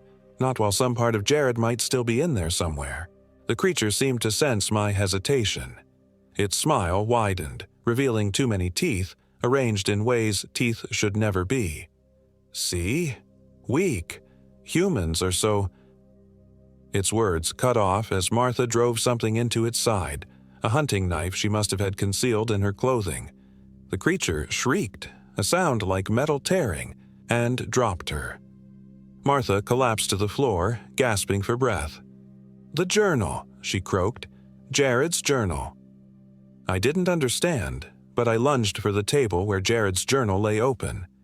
The creature, recovering from the surprise attack, moved to intercept me, but Luna was there again, teeth sinking into its leg, giving me just enough time to grab the leather-bound book. "What do I do with it?" I yelled, backing away as the creature threw Luna off again and advanced on me. "The last page." Martha was on her hands and knees, crawling toward her fallen shotgun. "The binding words." I flipped desperately to the back of the journal. The final page was covered in strange symbols surrounding text in what looked like Latin. I had no idea how to pronounce any of it. The creature laughed again. "She can't read it. She doesn't know the words." It turned back toward Martha, who had almost reached her shotgun. "And you won't live long enough to teach her." In that moment, I made a decision. If I couldn't read the binding, I'd have to try something else. I grabbed a kerosene lamp from the table and hurled it at the creature. The glass shattered against its back, oil spraying across its writhing form. In the same motion, I snatched a burning branch from the fireplace and threw it after the lamp. The kerosene ignited with a whoosh. The creature's shriek this time was deafening, a sound of such primal rage and pain that I clapped my hands over my ears. It thrashed wildly, flames engulfing its body, spreading to the walls and furniture. "Run!" Martha screamed, grabbing her shotgun and staggering to her feet. "The cabin's lost." I called for Luna, who limped to my side. We fled through the door into the cool night air. Behind us, the cabin was rapidly becoming an inferno, the creature's screams still audible above the roar of the flames. We didn't stop running until we reached Martha's truck, parked on a narrow dirt road about half a mile from the cabin. She gunned the engine as soon as we piled in, speeding away from the glow of the fire visible through the trees. "Will that kill it?" I asked when I could finally speak again. Martha's face was grim in the dashboard light. "No, but it will hurt it, badly, enough that it might retreat until the next hollowing time." "And Jared?" She shook her head slowly. "Jared was gone a long time ago, I think. That thing was playing with him, using him to find new prey." I thought about the wall of photographs, the journal entries. Had that been the creature all along, documenting its own victims? The thought made me sick. We drove in silence for a long while, following winding mountain roads that eventually connected to a highway. Luna lay with her head in my lap, already showing signs of recovery from being thrown. Tough dog, loyal to the end. "What happens now?" I finally asked. "You go home," Martha said simply. "You try to forget. Some can, some can't." "And you?" She smiled thinly. "I'll be moving on. Been in these parts too long anyway. That thing has a long memory, and I've heard it twice now. I can't just go back to normal after this." "No, you can't," she agreed, "but you can go forward. That's all any of us can do." We reached Bailey just before dawn. Martha dropped me and Luna at my SUV, still parked at the trailhead where our journey had begun. It felt like years had passed, though my phone, working again now that we were back in civilization, showed it had been just 5 days. "One last thing," Martha said as I prepared to leave. She pressed something into my hand. Luna's collar tag, the silver disc with the protection sigils etched into it. "Keep this with you, always. It won't stop the walker if it really wants you, but it might give you warning." "Thank you for everything." She nodded once, then drove away without looking back. I stood there for a long moment, the weight of what I'd experienced settling into my bones. Then Luna nudged my hand with her nose, a gentle reminder that we were alive, that we had survived. As we drove away from Lost Creek Wilderness, I couldn't shake the feeling that something had followed us out of those whispering pines. Not the creature itself, but its influence, its memory.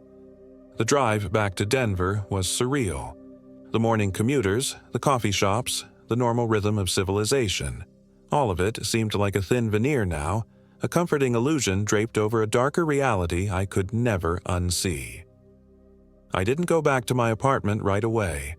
Instead, I checked into a motel on the outskirts of the city, needing time to process before facing empty rooms and unanswered emails. Luna stayed close, her eyes following me wherever I went, as if afraid I might disappear. That night, I dreamed of Jared. Not the Jared thing that had transformed in the cabin, but the man I'd first met on the foggy trail. In the dream, he stood at the edge of a vast darkness, looking back over his shoulder. "It marked you," he said sadly, "like it marked me 5 years ago." I woke gasping, my hand automatically reaching for Luna's reassuring presence beside the bed. The silver disc Martha had given me felt warm against my skin where I'd hung it on a chain around my neck. A warning, or just my imagination? Over the following weeks, I tried to rebuild some semblance of a normal life. I took a photography assignment in the city, capturing architectural details for a magazine spread. Safe, controlled environments. No wilderness, no trees that whispered. But the experience had changed me in ways I couldn't explain to others. I found myself checking reflections in windows and mirrors, searching for distortions. I avoided forests and heavily wooded parks. Luna's behavior reinforced my unease. She would sometimes freeze, staring at empty corners of rooms as if seeing something I couldn't.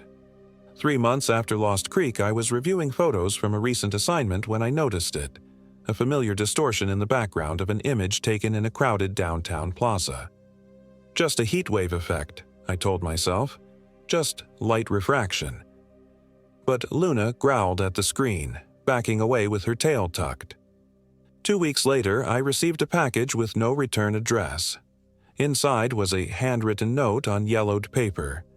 It follows those who've seen it. Never sleeps, never forgets. Northern New Mexico.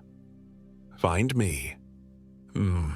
Below the message was an address for a small town I'd never heard of. That night, I packed my SUV, essential clothing, camping gear, camera equipment, and Luna, of course, always Luna. As we drove south under a waning moon, I fingered the silver disc at my throat and wondered if I was fleeing from something or towards it. I've learned 2 truths since Lost Creek Wilderness. First, that the world is stranger and more dangerous than most people ever realize. And second, that once you've glimpsed what lies in those in-between spaces, you can never truly go back. My name is Emma Calloway. I'm 32 years old, and this is not the end of my story. It's only the beginning.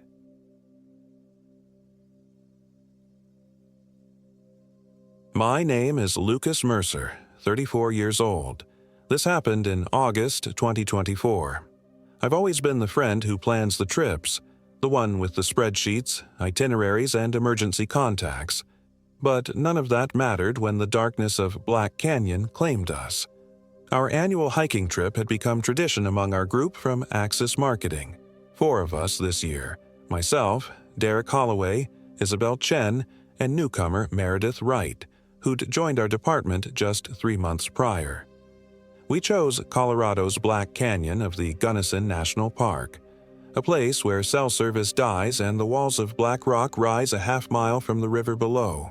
"This place is insane," Derek said as we stood at the painted wall viewpoint on our first day. He was always the enthusiast, camera ready, muscular frame leaning dangerously far over barriers for the perfect shot. At 37, his energy exhausted the rest of us.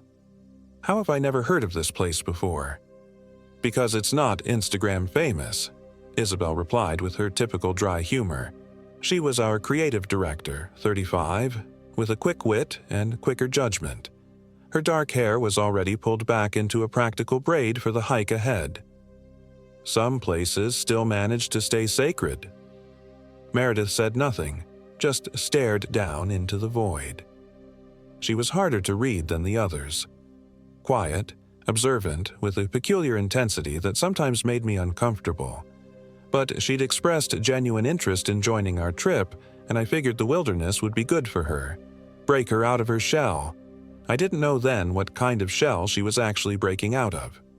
We'd secured the necessary wilderness permits for our 4-day trek, planning to descend into the canyon via the Gunnison route and make our way along the river to camp at the primitive sites. The park ranger, a weathered man named Hank with leathery skin and pale blue eyes, had given us a curious look when we submitted our permit request. "You folks have experience with Class 3 scrambling?" he'd asked, eyes lingering on Meredith longer than seemed necessary. "We do," I assured him. "We did Angel's Landing last year and parts of the maze in Canyonlands." He nodded slowly. "Canyon's different after dark. Sound carries strange. If you hear voices that ain't your own, best to ignore them." He stamped our permit. "Especially if they sound like someone you know." I laughed it off as local color, the kind of folkloric warning park rangers sometimes give to add mystique to a place. Derek made a spooky ghost sound, and Isabel rolled her eyes. But Meredith had stared at the ranger with an unsettling intensity. "What kind of voices?" she had asked, her first words since we'd entered the visitor center. The ranger's expression had darkened. "The kind that call your name to lure you away from camp. The kind that sound like they need help." He slid our permit across the counter.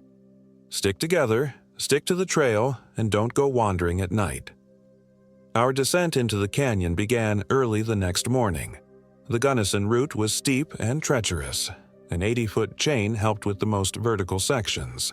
By the time we reached the river, my legs were trembling from the effort, but the view was worth it. Ancient walls of schist and gneiss towered above us, intimidating in their dark grandeur. "This place feels alive," Meredith said, her voice barely audible above the rush of the river. She ran her hand along the dark rock face, tracing the pink veins of pegmatite that cut through the black stone. "Geologically speaking, it is," Derek offered, always ready with a fact. "These rocks are some of the oldest exposed bedrock in the world, nearly 2 billion years old." "Not what I meant," Meredith murmured, but didn't elaborate. We made good time along the river, setting up our first camp at a site near the junction of Pine Creek and the Gunnison River by mid-afternoon. As I secured the tent stakes, I noticed Meredith had wandered toward a stand of gnarled juniper trees at the edge of our site. "Everything okay?" I called to her. She turned, her face oddly serene. "Someone's carved names in these trees." I joined her, curious. Sure enough, crude letters had been carved into the ancient bark. Most were faded to near illegibility, but one stood out, fresher than the others. "Agnes Waits." "Disrespectful," I muttered. "People shouldn't carve into living trees." "Agnes," Meredith repeated softly, tracing the letters with her fingertip. "I wonder who she is." "Probably some teenager's girlfriend," Isabel said, approaching from behind us. "Or was, 100 years ago." That night around the campfire, we did what all hikers do, told stories. Derek recounted his close encounter with a mountain lion in the Sierras. Isabel shared the time she got lost for 6 hours in the Great Smoky Mountains. When it was Meredith's turn, she stared into the flames for a long moment before speaking. "My grandmother used to tell me about the skinwalkers," she said, her voice taking on a rhythmic quality I hadn't heard from her before. "Humans who could wear animal skins and become them. She said they're drawn to places where the veil is thin, where this world and the spirit world touch." "The veil?" Derek asked, already reaching for another beer from our pack. "The barrier between worlds," Meredith explained, her eyes reflecting the dancing flames. "Places like this canyon, old places, deep places. She said you can recognize someone who's not themselves by the eyes. The eyes are always wrong." An uncomfortable silence followed. Even Derek, usually quick with a joke, seemed subdued. "Well, on that cheery note," Isabel finally said, "I'm turning in. Early start tomorrow, right, Lucas?" I nodded, grateful for the break in tension. 7 a.m. sharp. We've got the SOB, draw to tackle." Sleep came fitfully that night. The canyon walls seemed to amplify every sound: the rush of water, the whisper of wind, and occasionally something that sounded almost like distant conversation. Each time I'd start awake, convinced someone was speaking just outside our tent, only to be met with silence. At one point, I was certain I heard my name. "Lucas." It was faint, carried on the breeze, but unmistakably my name. I lay still, heart pounding, wondering if one of my friends needed something. "Lucas, help me." It was Derek's voice. I sat up, fumbling for my headlamp. Derek was sleeping soundly in his bag beside me, his breathing deep and even. I looked to the tent door, unzipped just enough to let in fresh air. "Derek," I whispered, not wanting to wake Isabel or Meredith in the adjacent tent. No response. I told myself it was a dream, or the wind playing tricks, but sleep eluded me for the rest of the night. The next morning, I was exhausted but tried not to show it. As we prepared breakfast, I noticed Meredith watching me with unusual intensity. "Did you hear them?" she asked quietly while the others were breaking down their tent. A chill ran through me. "Hear what?" "The voices." Her expression was impossible to read. "They were loud last night." Before I could respond, Derek called us over to look at something he'd found. peculiar scratches on a boulder near our campsite that looked almost like writing. The moment passed, but Meredith's question lingered with me as we began our hike toward the SOB draw, a steep drainage that would lead us to our next campsite. The day grew uncommonly hot, the black rock absorbing and radiating the sun's heat until it felt like we were hiking in an oven. By noon, we were all irritable, our water supplies diminishing faster than planned. "There should be a spring near here," I said, consulting my map, "marked as reliable year-round." "Better be," Derek grumbled, shaking his nearly empty bottle. "Otherwise, we're turning back." We found the spring right where the map indicated, but something was wrong.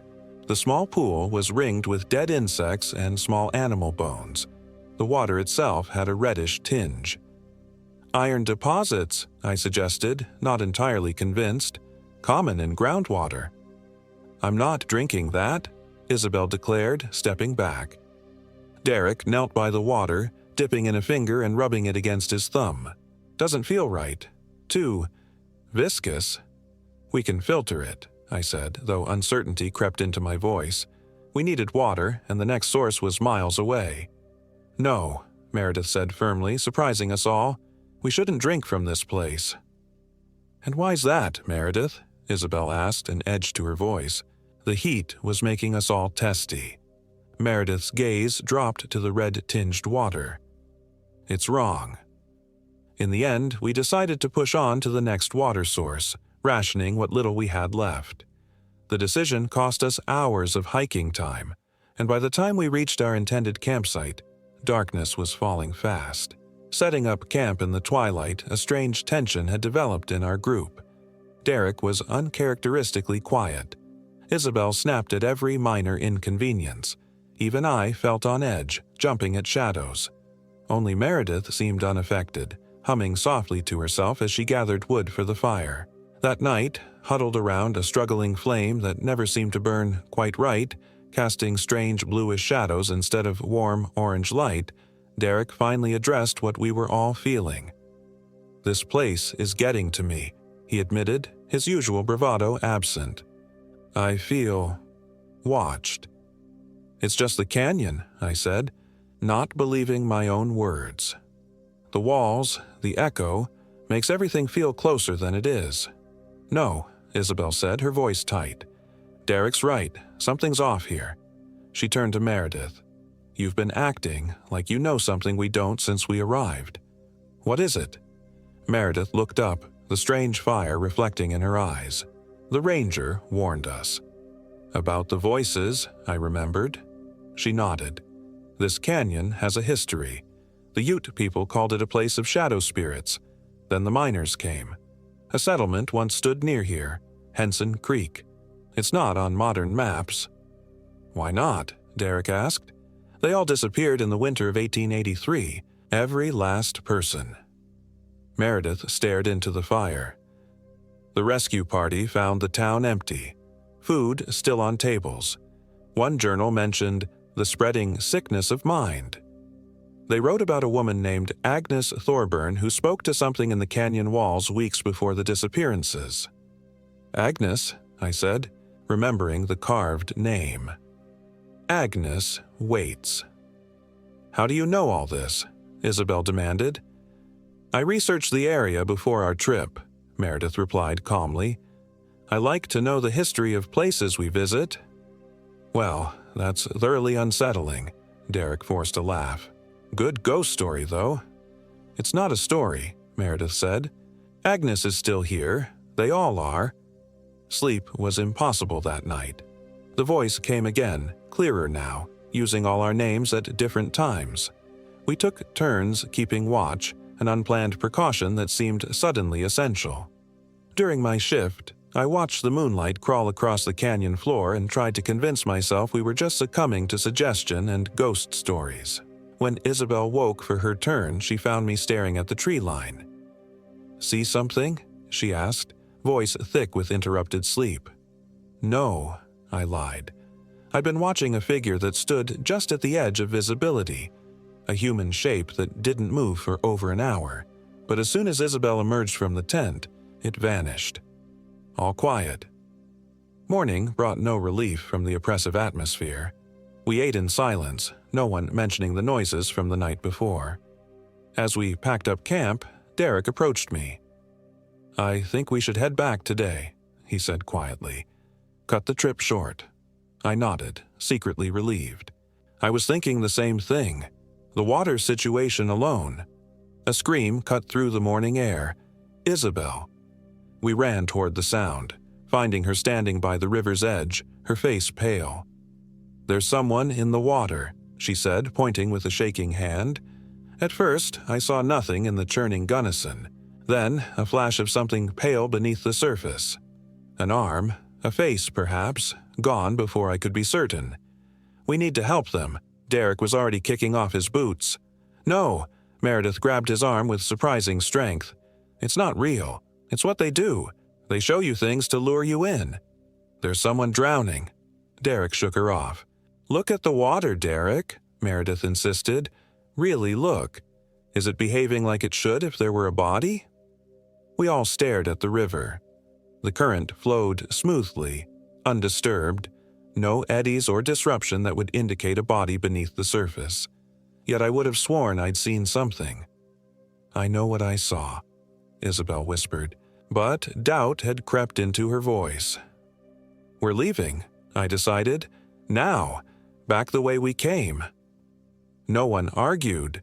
We packed in record time, abandoning our planned route in favor of the shortest path back to the rim.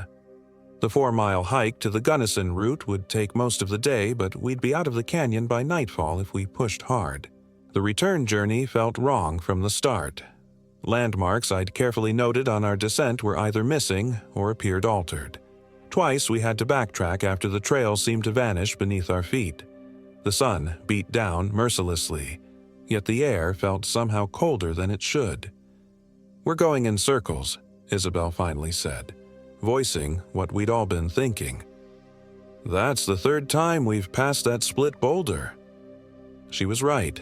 Despite following what should have been a straightforward route along the river, we kept returning to the same spots. "The GPS is useless." Derek showed me his device, which displayed our location as jumping erratically across the map. "And my compass is spinning." "We need to get higher," I decided, "get a better view of the route." We left the riverside path and began ascending a steep scree slope toward a promontory that would give us a better vantage point. The loose rock shifted treacherously beneath our boots, threatening to send us sliding back down with each step. Halfway up, Derek froze. "Do you hear that?" he asked. We all went still, listening. At first I heard nothing but our heavy breathing and the distant rush of the river. Then it came, a child's laughter, clear as day from somewhere up ahead. "There's no one else permitted in this section," I said, checking our permit to confirm the date. "We're the only party." "Hello," Derek called out, his voice echoing off the canyon walls. "Is someone there?" The laughter came again, closer now. "We should keep moving," Meredith said, urgency in her voice. "Don't respond to it." "It's a child," Isabel argued. "If someone's in trouble—" "It's not a child," Meredith cut her off. "Trust me." We continued climbing, an unspoken agreement to stay close together now. The laughter followed us, sometimes seeming to come from all directions at once. At the top of the slope, the promontory offered a clear view of our surroundings and confirmed my worst fears. The landscape below didn't match my memory or the map. Drainages appeared where none should be. Sections of the river bent at impossible angles. "This isn't right," I muttered, comparing the view to my map for the dozenth time. "It's like the canyons." "Changing," Meredith finished for me. "Yes." "That's not possible," Derek said, but his voice lacked conviction. "We need to get out before dark," Isabel insisted, checking her watch. "It's already past 2. A decision had to be made. Based on the sun's position, I oriented us toward what should be the Gunnison route and our way out. We'd have to trust our senses over the contradicting map. The descent from the promontory was tense but uneventful. The child's laughter had stopped, replaced by a heavy silence that seemed to watch our every move. We made good progress for nearly an hour, my confidence growing that we were on the right track. Then Meredith stopped abruptly, her head tilted as if listening. "What now?" Derek asked, exasperation clear in his voice. "Someone's calling me," she said. "By name." We all listened. I heard nothing. "No one's calling," Isabel said. "Let's keep moving." "It's my mother's voice," Meredith insisted. "She's hurt." A chill ran through me, remembering the ranger's warning. "Meredith, your mother isn't here. Remember what Hank said about the voices?" "I have to help her," Meredith said, already moving away from the trail toward a dark crevice in the canyon wall. Derek caught her arm. "It's not real, Meredith." She turned to look at him, and something in her expression made my blood run cold. Her eyes seemed different, darker, the pupils too large. "Let me go, Derek," she said, her voice eerily calm. "Mother needs me." "We're staying together," I insisted, moving to block her path. "No one wanders off alone." For a moment, I thought she might fight us. Then she blinked and her eyes returned to normal. "You're right," she said, shaking her head as if to clear it. "I don't know what came over me." We continued, but now I made sure either Derek or I was always beside Meredith. Something had changed in her, or something was trying to change her. By late afternoon, we should have reached the chain marking the start of the Gunnison route. Instead, we found ourselves in an unfamiliar drainage with no sign of the established trail. The sun was lowering, shadows lengthening across the canyon floor. We had perhaps 2 hours of daylight left. "We need to make a decision," I said, trying to keep the edge of panic from my voice. "Either we find a defensible spot to camp for another night, or we push on and risk hiking in the dark." "I vote we push on," Derek said immediately. "I'm not spending another night down here." "Agreed," Isabel nodded. "I'd rather risk the climb in the dark than face whatever was making those noises again." "Meredith?" I asked. She was staring at something behind me, her expression blank. I turned to follow her gaze and saw nothing but the canyon wall. "Meredith," I repeated. "We won't make it out," she said flatly. "Agnes won't let us." "Enough with the Agnes bullshit," Derek snapped. "This isn't helping." Meredith's gaze shifted to him, and that unsettling wrongness had returned to her eyes. "Ask yourself why the ranger warned us specifically about voices," she said. "Ask yourself why we keep going in circles despite following a river that only flows one way." "Because we're lost," Isabel said, but uncertainty tinged her voice. "No," Meredith shook her head, "because we were meant to come here. I was meant to bring you here." A heavy silence fell. The implication of her words hung in the air between us. "What do you mean? You brought us here?" I finally asked. "I suggested this park for our trip," she said. "I made sure we got the permits for this specific route, this specific date." "Why?" Derek demanded. "Because Agnes needs new vessels," Meredith said simply, "and I promised to bring them." Even as fear surged through me, a part of my mind tried to rationalize. Meredith was having some kind of breakdown, the stress and isolation triggering a psychotic episode, but then she smiled and her teeth seemed too numerous, too sharp. "She's in me now," Meredith continued, her voice taking on an unnatural cadence. "Has been since we entered her canyon, but she needs more. She's been alone so long."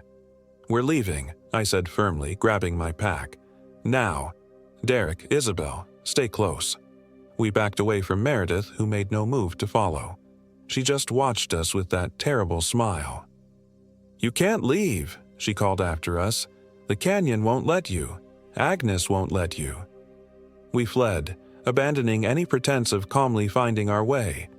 Panic drove us up the drainage, searching desperately for any sign of the route out.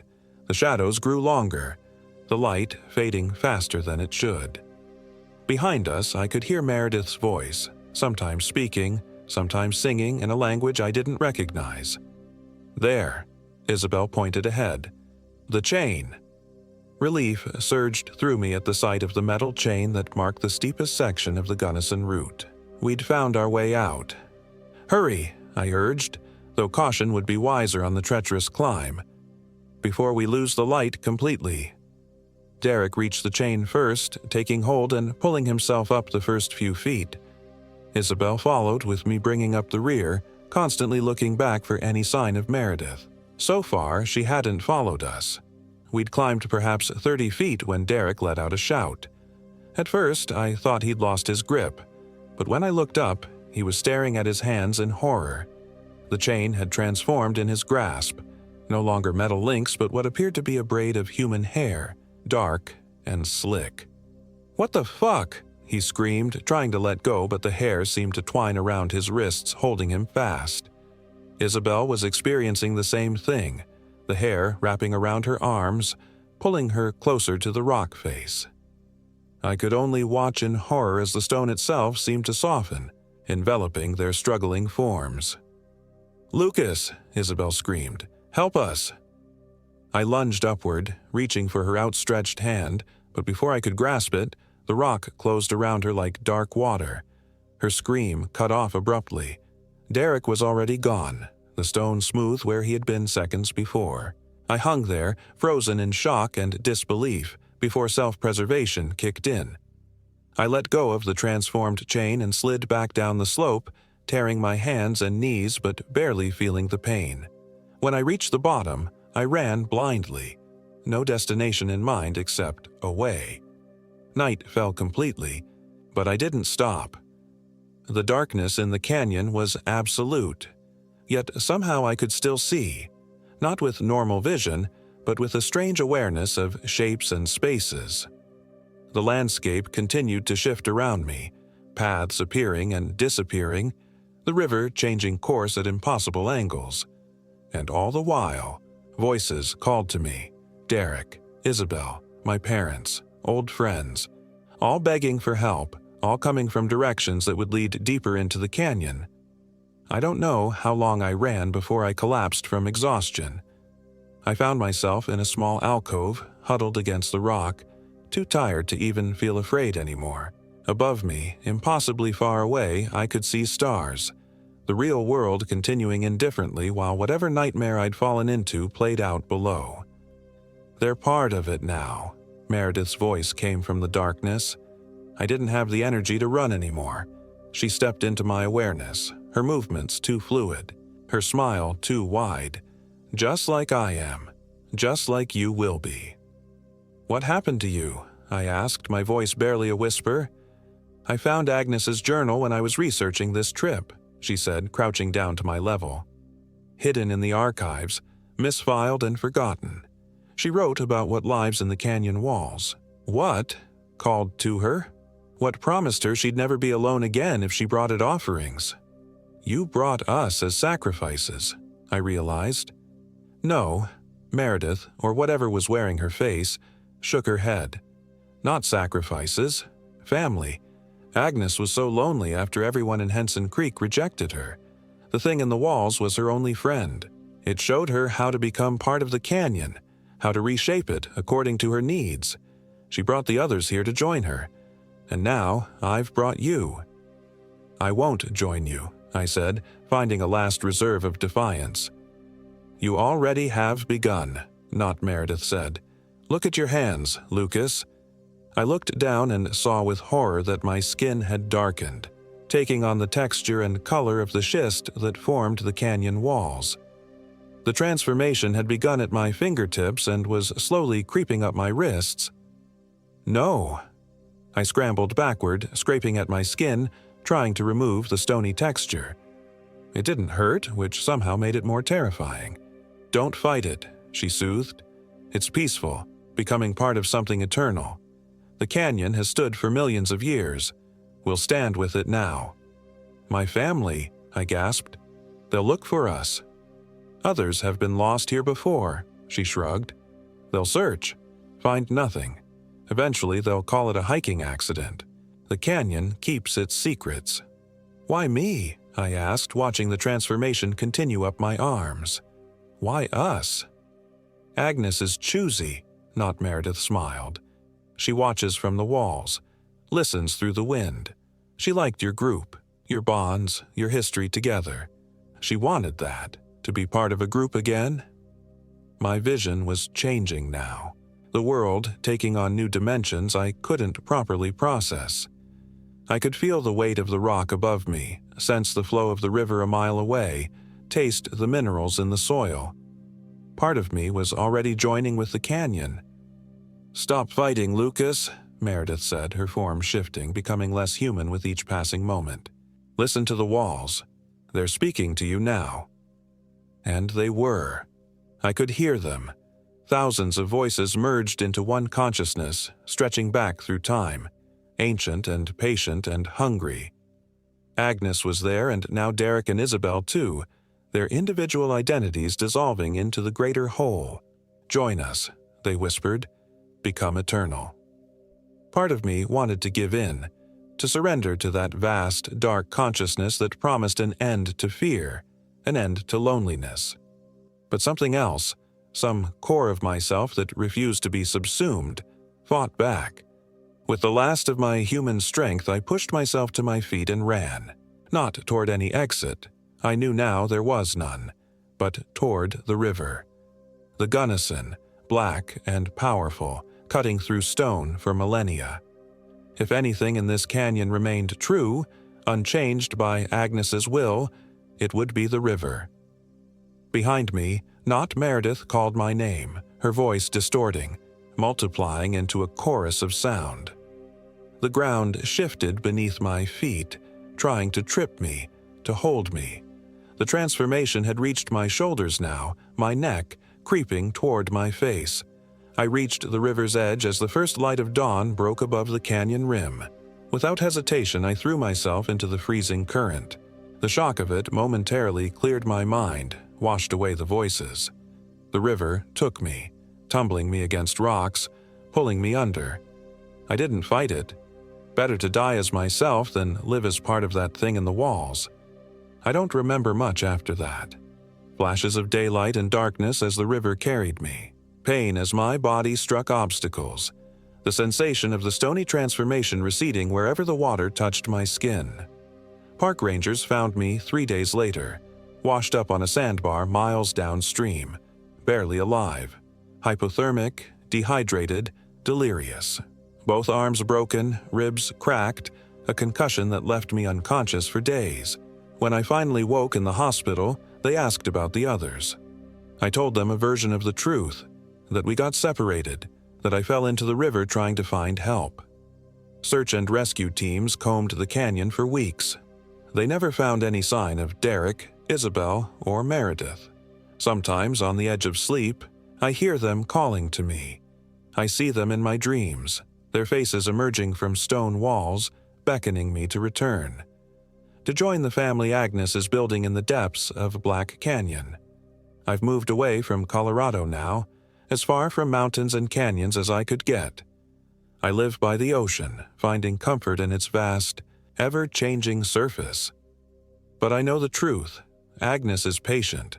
The canyon is ancient, and a part of me will always belong to them. If you go to Black Canyon, stick to the rim trails. Don't descend into the darkness below. And if you hear familiar voices calling your name, begging for help, keep walking. No matter how real they sound, no matter how much you want to save them, they're already gone, and they want you to join them.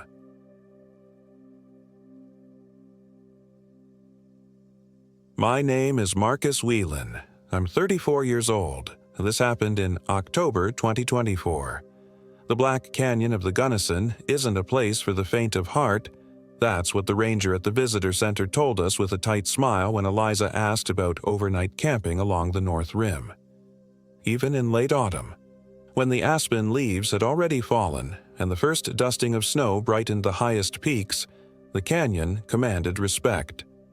A mile deep in places, with near-vertical walls of ancient Precambrian rock so dark they seemed to absorb light rather than reflect it. The North Rim is pretty isolated this time of year, the ranger, Todd, according to his name badge, continued. Most facilities closed last month. You'll be on your own out there. Eliza flashed her brightest smile, the one that had charmed me into proposing 6 months earlier. That's exactly what we're looking for, she said. A real wilderness experience before the wedding. I nodded in agreement, though privately I would have preferred something more conventional for our final trip as an unmarried couple. Maybe a beach resort with cocktails and room service. But Eliza had always been the adventurous one, trail running ultramarathons while I struggled through 5Ks, free climbing rock faces that made my palms sweat just watching. It was one of the things I loved about her. Todd handed over our backcountry permit with a warning to stay on marked trails and away from the canyon rim after dark. The drop-offs are sheer, and that darkness plays tricks on your senses. If only we'd listened. We set out from the trailhead near Elephant Hill just after noon. Eliza had planned our route meticulously, a 3-day trek along the North Rim with 2 nights at designated backcountry sites. She'd been determined to take this trip, even as our November wedding date approached with its endless list of arrangements still to be finalized. "We need this, Marcus," she'd insisted when I suggested postponing until after the honeymoon. One last adventure before we're officially tied together for life. At the time, I'd wondered if she was having second thoughts. Now, I know she was being hunted. The first few hours of hiking were idyllic. The trail wound through pine forest and occasional meadows, with tantalizing glimpses of the canyon's depth through breaks in the trees. The October air was crisp, carrying the scent of pine and the distant promise of winter. Our packs were heavy with 3 days of supplies, but the terrain was fairly gentle, at least by Colorado standards. We made good time, reaching our first campsite by late afternoon. It was a small clearing maybe 200 yards from the canyon rim, sheltered by a stand of ponderosa pines. As I set up our tent, Eliza went to gather firewood. I was securing the rainfly when she returned, arms laden with sticks and small branches. "There's a man out there," she said, dropping the firewood in a pile. "A ranger? No, at least I don't think so. No uniform. He was just standing there, watching me." I straightened. "Where?" "In the trees, maybe a quarter mile that way." She pointed west, away from the canyon. He didn't say anything when I waved, just turned and walked away. "Probably another hiker," I said, though the North Rim was supposed to be nearly deserted this time of year. "Did he have camping gear?" "I couldn't tell. He was too far away." She shrugged, but I could see the tension in her shoulders. "It was strange, that's all." I squeezed her arm reassuringly. "I'll go take a look after we get camp set up." But when I ventured in that direction 20 minutes later, there was no sign of anyone, just endless trees and gathering shadows as the sun sank toward the horizon. That night, we ate freeze-dried pasta by the light of our small fire, the flames casting dancing shadows on the surrounding pines. Above us, stars emerged in a dazzling display that only the true wilderness can provide. "Do you ever wonder what's out there?" Eliza asked, her head tilted back to take in the spectacle. "Not just stars and planets, but other things. Like aliens?" I laughed. She didn't smile. "Like entities beyond our understanding." I should have recognized the fear behind her question. Instead, I made some glib comment about ancient astronaut theories, and the moment passed. We turned in early, exhausted from the day's hike. Inside our tent, cocooned in down sleeping bags against the October chill, Eliza fell asleep almost immediately. I lay awake longer, listening to the wind through the pines and the occasional distant cry of what might have been a coyote. I was hovering in that liminal space between wakefulness and dreams when a sound snapped me fully alert. Footsteps, moving slowly around our campsite. Deliberate. Searching. I held my breath, straining to track the progress of whoever, or whatever, was circling our tent. Beside me, Eliza slept on, her breathing deep and even. The footsteps paused directly outside the thin nylon wall by my head, so close I could hear breathing. Slow, ragged, wrong somehow. I lay paralyzed, gripped by a primal fear that transcended rational thought. Then a voice, low, barely above a whisper, but distinct in the silence of the night. "Eliza." It lingered on each syllable, turning her name into something obscene. I've been waiting for you to come back." I reached for the flashlight we'd left between our sleeping bags, my hand trembling so violently I nearly dropped it. But when I finally gathered the courage to switch it on and unzip the tent, there was nothing outside but empty darkness and the faint glow of dying embers from our fire. I told myself it had been a dream, that the strange sounds and whispering voice were just manifestations of anxiety about the wedding, projected onto the unfamiliar wilderness around us. I was wrong. Dawn brought merciful normality. We ate breakfast, broke camp, and continued our journey along the rim trail with no mention of nighttime visitors. If Eliza had heard anything, she didn't say, and I chose not to share my experience. It seemed foolish in the bright morning sunlight. The second day's hike was more demanding, the trail climbing and falling as it followed the canyon's serpentine edge. By mid-afternoon, the weather had begun to shift. Clouds rolled in from the west, dark and pregnant with moisture. "We should pick up the pace," Eliza said, eyeing the approaching storm. "I don't want to be caught out in the open if that turns into a thunderstorm." We increased our speed, but the weather moved faster. The first fat raindrops began to fall when we were still at least an hour from our planned campsite at Pinyon Ridge. Within minutes, it had become a downpour, soaking through our rain jackets and turning the trail into slick mud. Lightning flashed, followed almost immediately by a crack of thunder that seemed to shake the ground beneath our feet. We needed shelter, and quickly. "Look!" Eliza pointed through the curtain of rain to where a small cabin was just visible among the trees, perhaps 50 yards from the trail. "Maybe we can wait it out there." I hesitated. The cabin wasn't marked on our trail map, and trespassing on private property in the remote wilderness seemed unwise. But another flash of lightning, even closer this time, made the decision for us. We half ran, half slid down the muddy slope toward the cabin. It was a simple structure. A single room built of rough-hewn logs darkened by age and weather, with a sagging porch and a tin roof that amplified the drumming of the rain. No light showed through the single small window, no smoke rose from the stone chimney. Eliza reached the porch first and tried the door. To our surprise, it swung open on creaking hinges. "Hello?" she called, peering into the gloom. "Anybody home?" Silence answered. We stepped inside, grateful to be out of the downpour. The interior was spare but not abandoned. A cast-iron wood stove stood in one corner. A narrow cot occupied another, covered with a faded quilt. A rough wooden table and single chair completed the furnishings. Shelves along one wall held canned goods, lanterns, and other supplies. "Someone lives here," I said uneasily, taking in the details. A pair of well-worn boots by the door, a book splayed open on the table. "Recently." "It's a backcountry cabin," Eliza reasoned, shrugging off her sodden pack. "Probably used by rangers or trail maintenance crews. I'm sure they won't mind us sheltering from the storm." I wasn't convinced but didn't argue. Outside, the storm had intensified, lashing the cabin with wind-driven rain. We had little choice but to wait it out. Eliza explored the cabin's meager contents while I tried unsuccessfully to get a signal on my phone. Not that I expected one.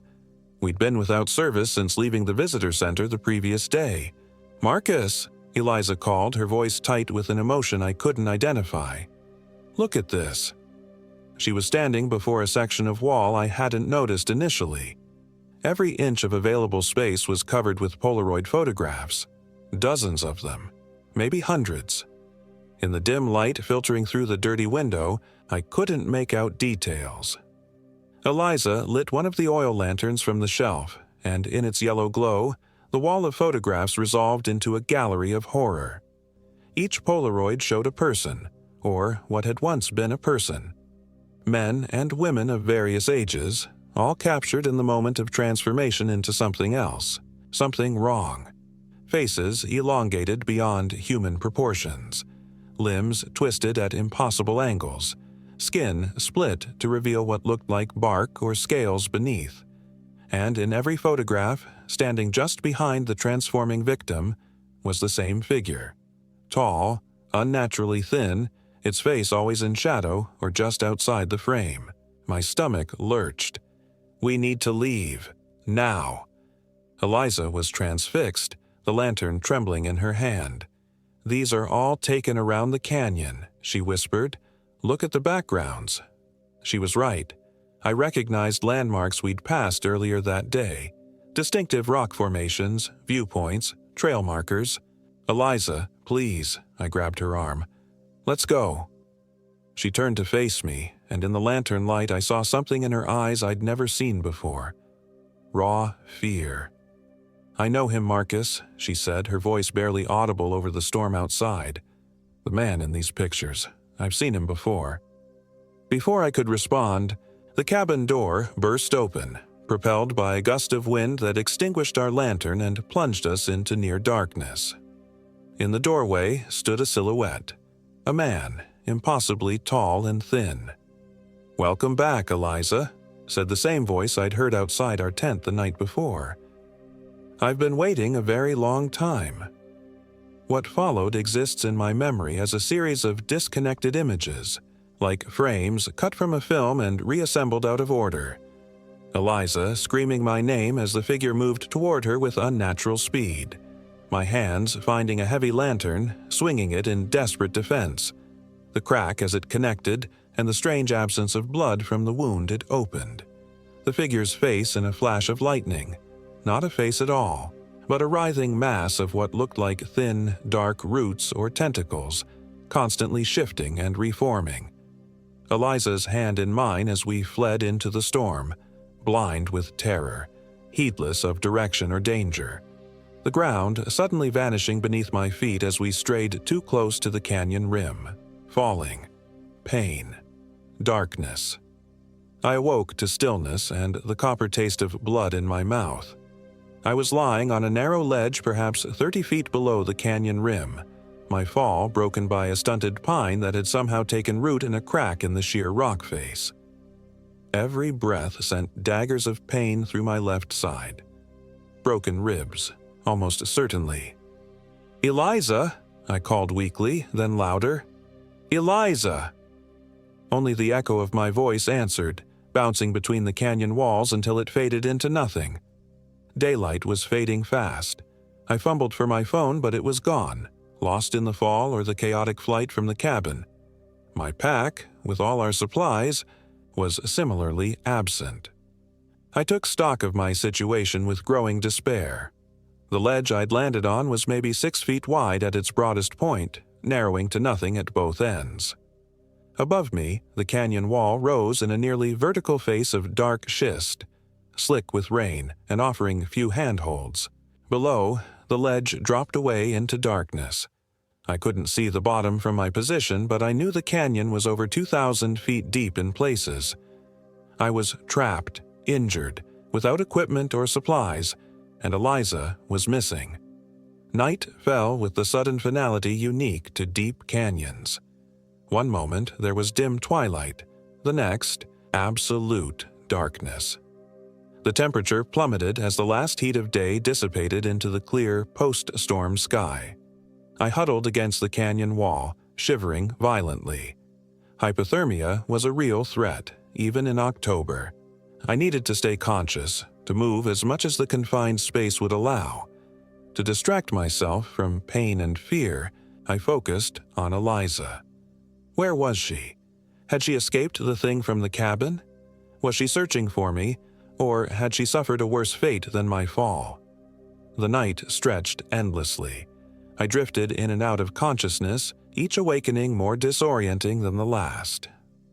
At some point I became aware of a sound, a rhythmic scraping from somewhere above me on the canyon wall. Scrape, pause, scrape, pause, like something climbing down, methodically testing each handhold. "Hello," I called, hope flaring briefly. "I'm down here. Help!" The scraping stopped. Then a voice floated down. Eliza's voice, but wrong somehow. Too hollow as if coming from the bottom of a well. "Marcus, is that you?" "Eliza, yes, I'm on a ledge." The scraping resumed, closer now. I strained to see through the darkness, but the canyon night was absolute. "I'm coming, Marcus. Stay where you are." Something about her voice raised the hair on the back of my neck. It was Eliza's, unmistakably, and yet. "Are you hurt?" I called, playing for time as an inexplicable dread built within me. "Not anymore," came the reply, closer still. "He fixed me, Marcus. Made me better." My mouth went dry. "Who fixed you, Eliza?" "Mr. Thistle." The name was spoken with reverence. "That's what he calls himself. He's been waiting for me since I was a little girl, since I first visited the canyon." The scraping had stopped. I sensed rather than saw a presence at the edge of my ledge. "He lives in the deep places," Eliza's voice continued conversationally. "In the cracks between this world and others, feeding, growing, waiting for people like me." "People like you?" My voice was barely a whisper now. People who can hear the canyon's whispers, who are drawn back to it again and again. A sound like quiet laughter. "Why do you think I insisted on this trip, Marcus? I've been fighting the pull for years, but some calls you can't ignore forever." A match flared suddenly, momentarily blinding me. When my vision cleared, I saw Eliza crouched at the far end of the ledge, her face illuminated by the small flame. Except it wasn't Eliza's face, not entirely. The basic structure was there, the features I'd fallen in love with. But the skin had a strange, rough texture, like bark. Her eyes reflected the matchlight as a cat's would, with vertical pupils. And when she smiled, her mouth opened far wider than any human mouth should, revealing row upon row of needle-like teeth. "He's changing me, Marcus," she said, her voice distorting as her jaw continued to unhinge. "And now I'm going to change you." The match went out. In the returning darkness, I heard something heavy moving across the ledge toward me, something that no longer moved like the woman I'd planned to marry. I had nowhere to go, no weapon, no hope of fighting whatever Eliza was becoming.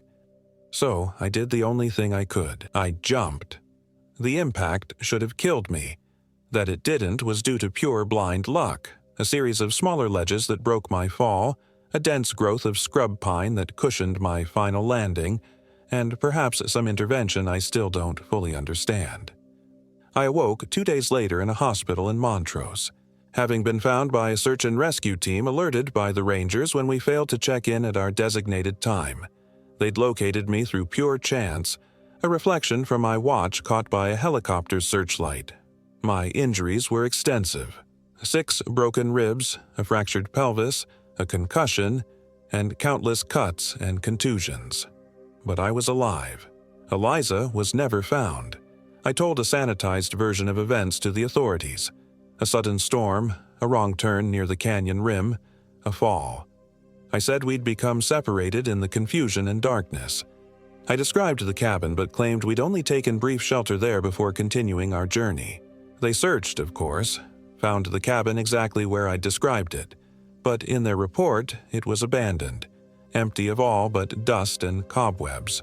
No wall of photographs, no evidence anyone had occupied it for decades. When I was finally released from the hospital, I returned to our apartment in Denver. Eliza's things were still there, exactly as she'd left them. Her wedding dress hung in its protective bag, invitations addressed but not yet mailed. A life interrupted. Her parents didn't blame me, at least not openly. How could they? I was a victim too, in their eyes. A grieving fiancé who had suffered a terrible accident and lost the love of his life to the wilderness. If they found it strange that I insisted on moving away from Colorado immediately after my recovery, they never said so, nor did they question why I refused to join the volunteer searches that continued sporadically through the winter and into the following spring. They couldn't understand my certainty that Eliza would never be found, at least, not as the woman they remembered. I live on the East Coast now, as far from mountains and canyons as I can reasonably get. I don't hike anymore, don't camp, avoid wilderness areas entirely, but sometimes in dreams, I'm back on that ledge in the darkness, and I hear Eliza's voice, her new voice, whispering that she misses me, that Mr. Thistle asks about me, that the canyon is waiting for my return. And sometimes when I wake from those dreams, my phone shows a missed call from Eliza's number, though her phone was never recovered. No voicemail, no text, just evidence of a connection briefly established and then broken. I changed my number after the third such call, moved again after the fifth. But deep down, I know it's only delaying the inevitable, because the last thing I saw before I jumped from that ledge, the image that haunts me more than Eliza's transformed face or the wall of horrific photographs, was a Polaroid pinned in the center of that cabin wall. A Polaroid of me and Eliza, standing at the Black Canyon Visitor Center on the first day of our trip, collecting our permit from Ranger Todd. A photograph that no one could have taken, a future that was already written. Winter is approaching again, and with it, a strange restlessness I've never felt before, an urge to travel west, to see mountains again, to stand at the edge of a certain black abyss and listen for whispers coming from its depths. I'm fighting it, for now. But some calls, as Eliza said, you can't ignore forever.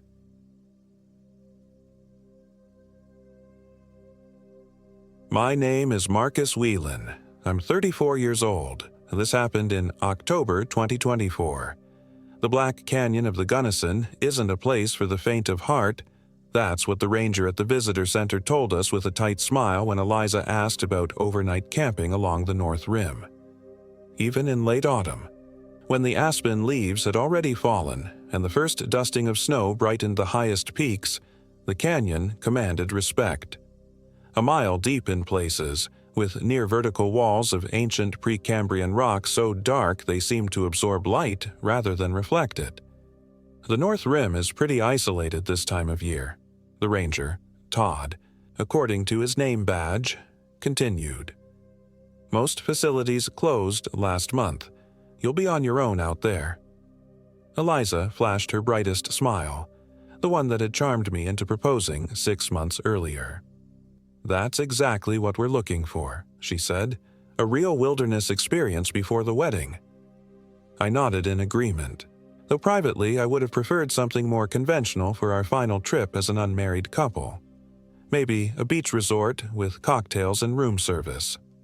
But Eliza had always been the adventurous one, trail running ultramarathons while I struggled through 5Ks, free climbing rock faces that made my palms sweat just watching. It was one of the things I loved about her.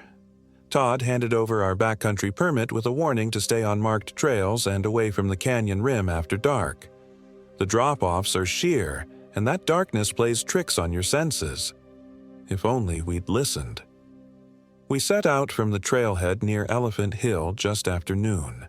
Eliza had planned our route meticulously, a 3-day trek along the North Rim with 2 nights at designated backcountry sites. She'd been determined to take this trip, even as our November wedding date approached with its endless list of arrangements still to be finalized. "We need this, Marcus," she'd insisted when I suggested postponing until after the honeymoon. One last adventure before we're officially tied together for life.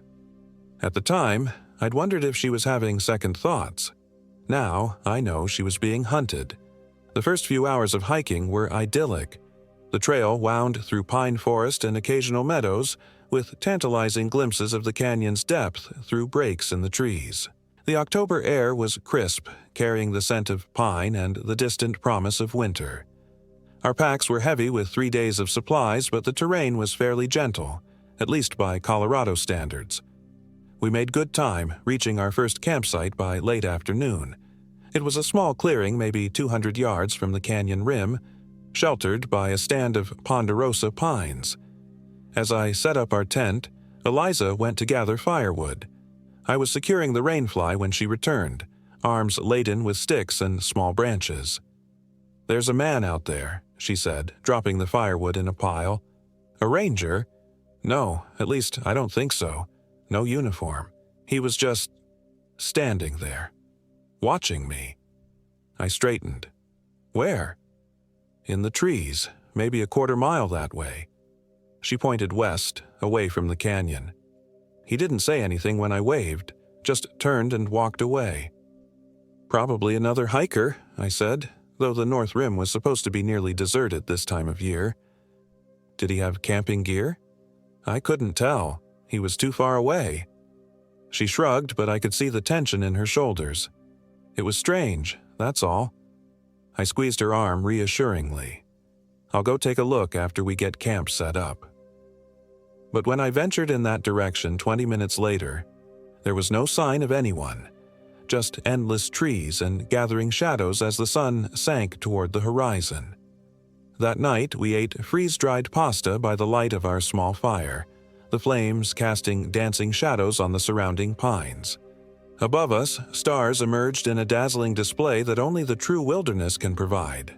"Do you ever wonder what's out there?" Eliza asked, her head tilted back to take in the spectacle. "Not just stars and planets, but other things. Like aliens?" I laughed. She didn't smile. "Like entities beyond our understanding." I should have recognized the fear behind her question. Instead, I made some glib comment about ancient astronaut theories, and the moment passed. We turned in early, exhausted from the day's hike.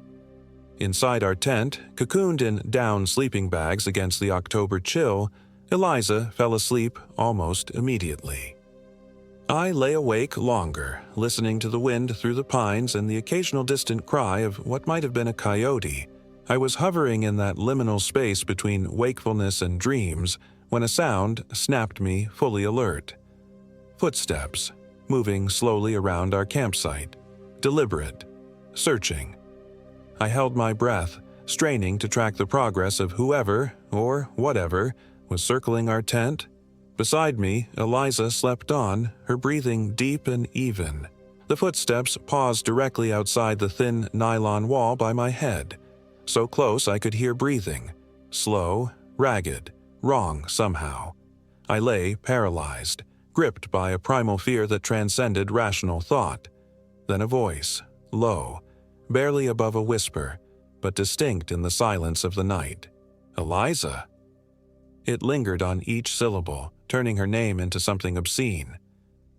"I've been waiting for you to come back." I reached for the flashlight we'd left between our sleeping bags, my hand trembling so violently I nearly dropped it. But when I finally gathered the courage to switch it on and unzip the tent, there was nothing outside but empty darkness and the faint glow of dying embers from our fire.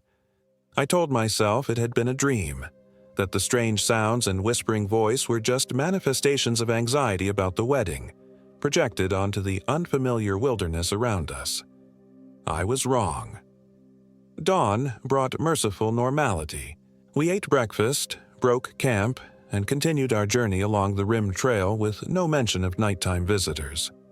If Eliza had heard anything, she didn't say, and I chose not to share my experience. It seemed foolish in the bright morning sunlight. The second day's hike was more demanding, the trail climbing and falling as it followed the canyon's serpentine edge. By mid-afternoon, the weather had begun to shift. Clouds rolled in from the west, dark and pregnant with moisture. "We should pick up the pace," Eliza said, eyeing the approaching storm. "I don't want to be caught out in the open if that turns into a thunderstorm." We increased our speed, but the weather moved faster. The first fat raindrops began to fall when we were still at least an hour from our planned campsite at Pinyon Ridge. Within minutes, it had become a downpour, soaking through our rain jackets and turning the trail into slick mud. Lightning flashed, followed almost immediately by a crack of thunder that seemed to shake the ground beneath our feet. We needed shelter, and quickly. "Look!" Eliza pointed through the curtain of rain to where a small cabin was just visible among the trees, perhaps 50 yards from the trail. "Maybe we can wait it out there." I hesitated. The cabin wasn't marked on our trail map, and trespassing on private property in the remote wilderness seemed unwise. But another flash of lightning, even closer this time, made the decision for us. We half ran, half slid down the muddy slope toward the cabin. It was a simple structure. A single room built of rough-hewn logs darkened by age and weather, with a sagging porch and a tin roof that amplified the drumming of the rain. No light showed through the single small window, no smoke rose from the stone chimney. Eliza reached the porch first and tried the door. To our surprise, it swung open on creaking hinges. "Hello?" she called, peering into the gloom. "Anybody home?" Silence answered. We stepped inside, grateful to be out of the downpour. The interior was spare but not abandoned. A cast-iron wood stove stood in one corner. A narrow cot occupied another, covered with a faded quilt. A rough wooden table and single chair completed the furnishings.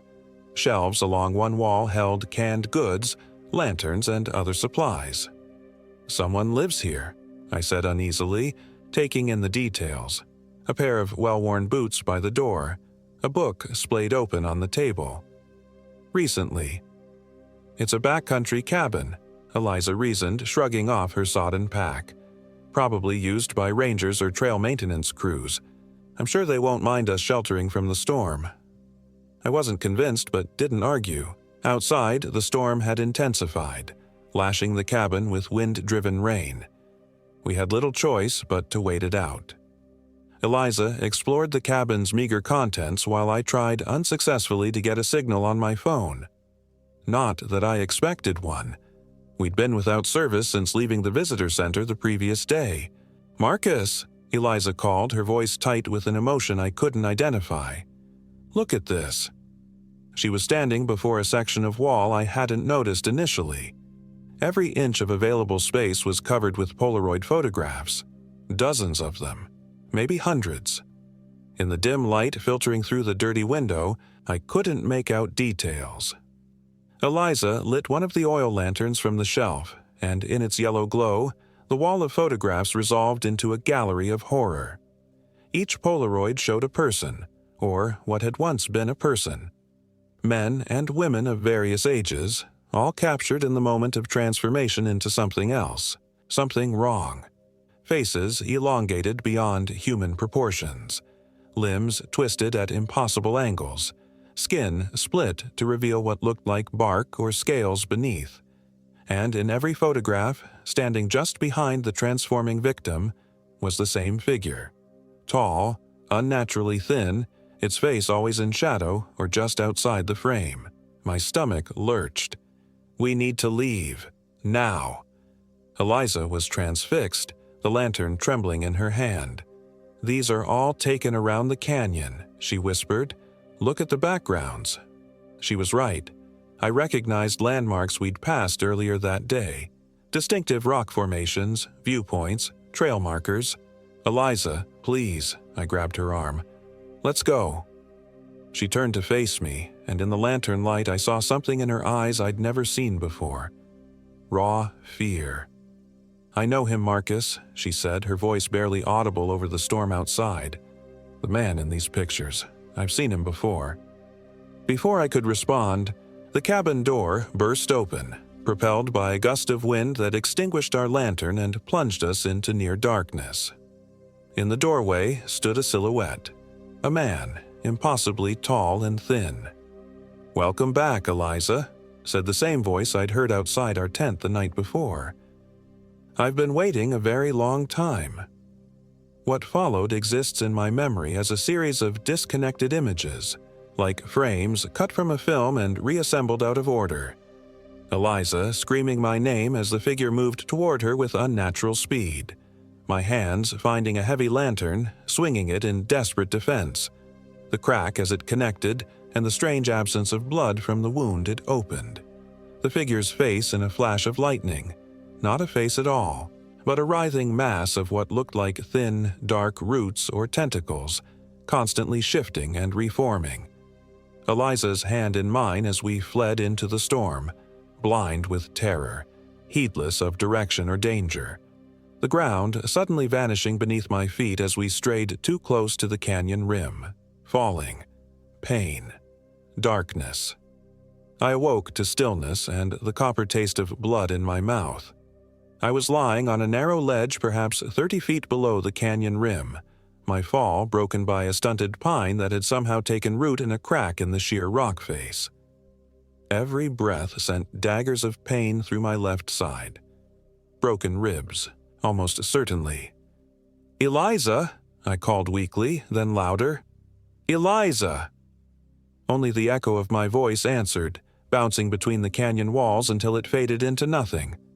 Daylight was fading fast. I fumbled for my phone, but it was gone, lost in the fall or the chaotic flight from the cabin.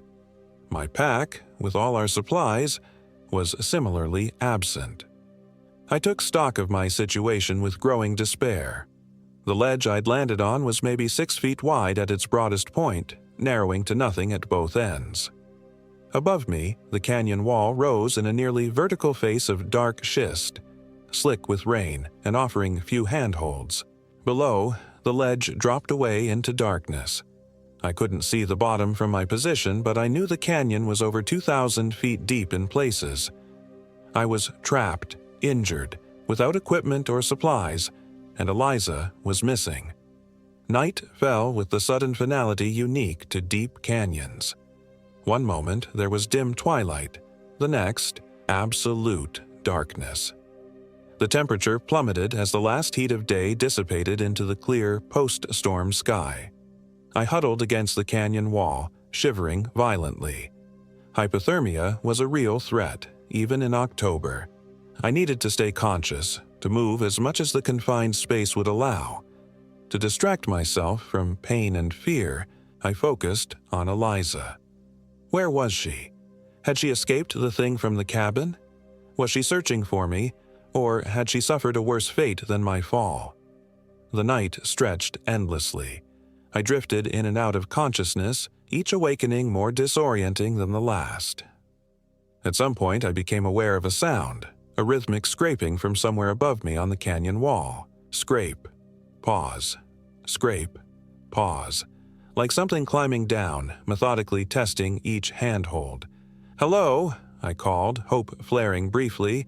"I'm down here. Help!" The scraping stopped. Then a voice floated down. Eliza's voice, but wrong somehow. Too hollow, as if coming from the bottom of a well. "Marcus, is that you?" "Eliza, yes, I'm on a ledge." The scraping resumed, closer now. I strained to see through the darkness, but the canyon night was absolute. "I'm coming, Marcus. Stay where you are." Something about her voice raised the hair on the back of my neck. It was Eliza's, unmistakably, and yet. "Are you hurt?" I called, playing for time as an inexplicable dread built within me. "Not anymore," came the reply, closer still. "He fixed me, Marcus. Made me better." My mouth went dry. "Who fixed you, Eliza?" "Mr. Thistle." The name was spoken with reverence. "That's what he calls himself. He's been waiting for me since I was a little girl, since I first visited the canyon." The scraping had stopped. I sensed rather than saw a presence at the edge of my ledge. "He lives in the deep places," Eliza's voice continued conversationally. "In the cracks between this world and others, feeding, growing, waiting for people like me. People like you?" My voice was barely a whisper now. People who can hear the canyon's whispers, who are drawn back to it again and again. A sound like quiet laughter. "Why do you think I insisted on this trip, Marcus? I've been fighting the pull for years, but some calls you can't ignore forever." A match flared suddenly, momentarily blinding me. When my vision cleared, I saw Eliza crouched at the far end of the ledge, her face illuminated by the small flame. Except it wasn't Eliza's face, not entirely. The basic structure was there, the features I'd fallen in love with. But the skin had a strange, rough texture, like bark. Her eyes reflected the matchlight as a cat's would, with vertical pupils. And when she smiled, her mouth opened far wider than any human mouth should, revealing row upon row of needle-like teeth. "He's changing me, Marcus," she said, her voice distorting as her jaw continued to unhinge. "And now I'm going to change you." The match went out. In the returning darkness, I heard something heavy moving across the ledge toward me, something that no longer moved like the woman I'd planned to marry. I had nowhere to go, no weapon, no hope of fighting whatever Eliza was becoming. So I did the only thing I could. I jumped. The impact should have killed me. That it didn't was due to pure blind luck, a series of smaller ledges that broke my fall, a dense growth of scrub pine that cushioned my final landing, and perhaps some intervention I still don't fully understand. I awoke 2 days later in a hospital in Montrose, having been found by a search and rescue team alerted by the Rangers when we failed to check in at our designated time. They'd located me through pure chance, a reflection from my watch caught by a helicopter's searchlight. My injuries were extensive. 6 broken ribs, a fractured pelvis, a concussion, and countless cuts and contusions. But I was alive. Eliza was never found.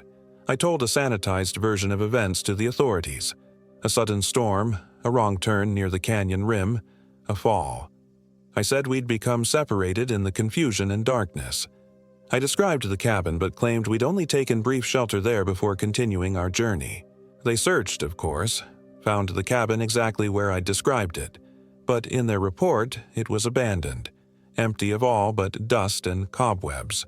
No wall of photographs, no evidence anyone had occupied it for decades. When I was finally released from the hospital, I returned to our apartment in Denver. Eliza's things were still there, exactly as she'd left them. Her wedding dress hung in its protective bag, invitations addressed but not yet mailed, a life interrupted. Her parents didn't blame me, at least not openly. How could they? I was a victim too, in their eyes. A grieving fiancé who had suffered a terrible accident and lost the love of his life to the wilderness. If they found it strange that I insisted on moving away from Colorado immediately after my recovery, they never said so, nor did they question why I refused to join the volunteer searches that continued sporadically through the winter and into the following spring. They couldn't understand my certainty that Eliza would never be found, at least, not as the woman they remembered. I live on the East Coast now, as far from mountains and canyons as I can reasonably get.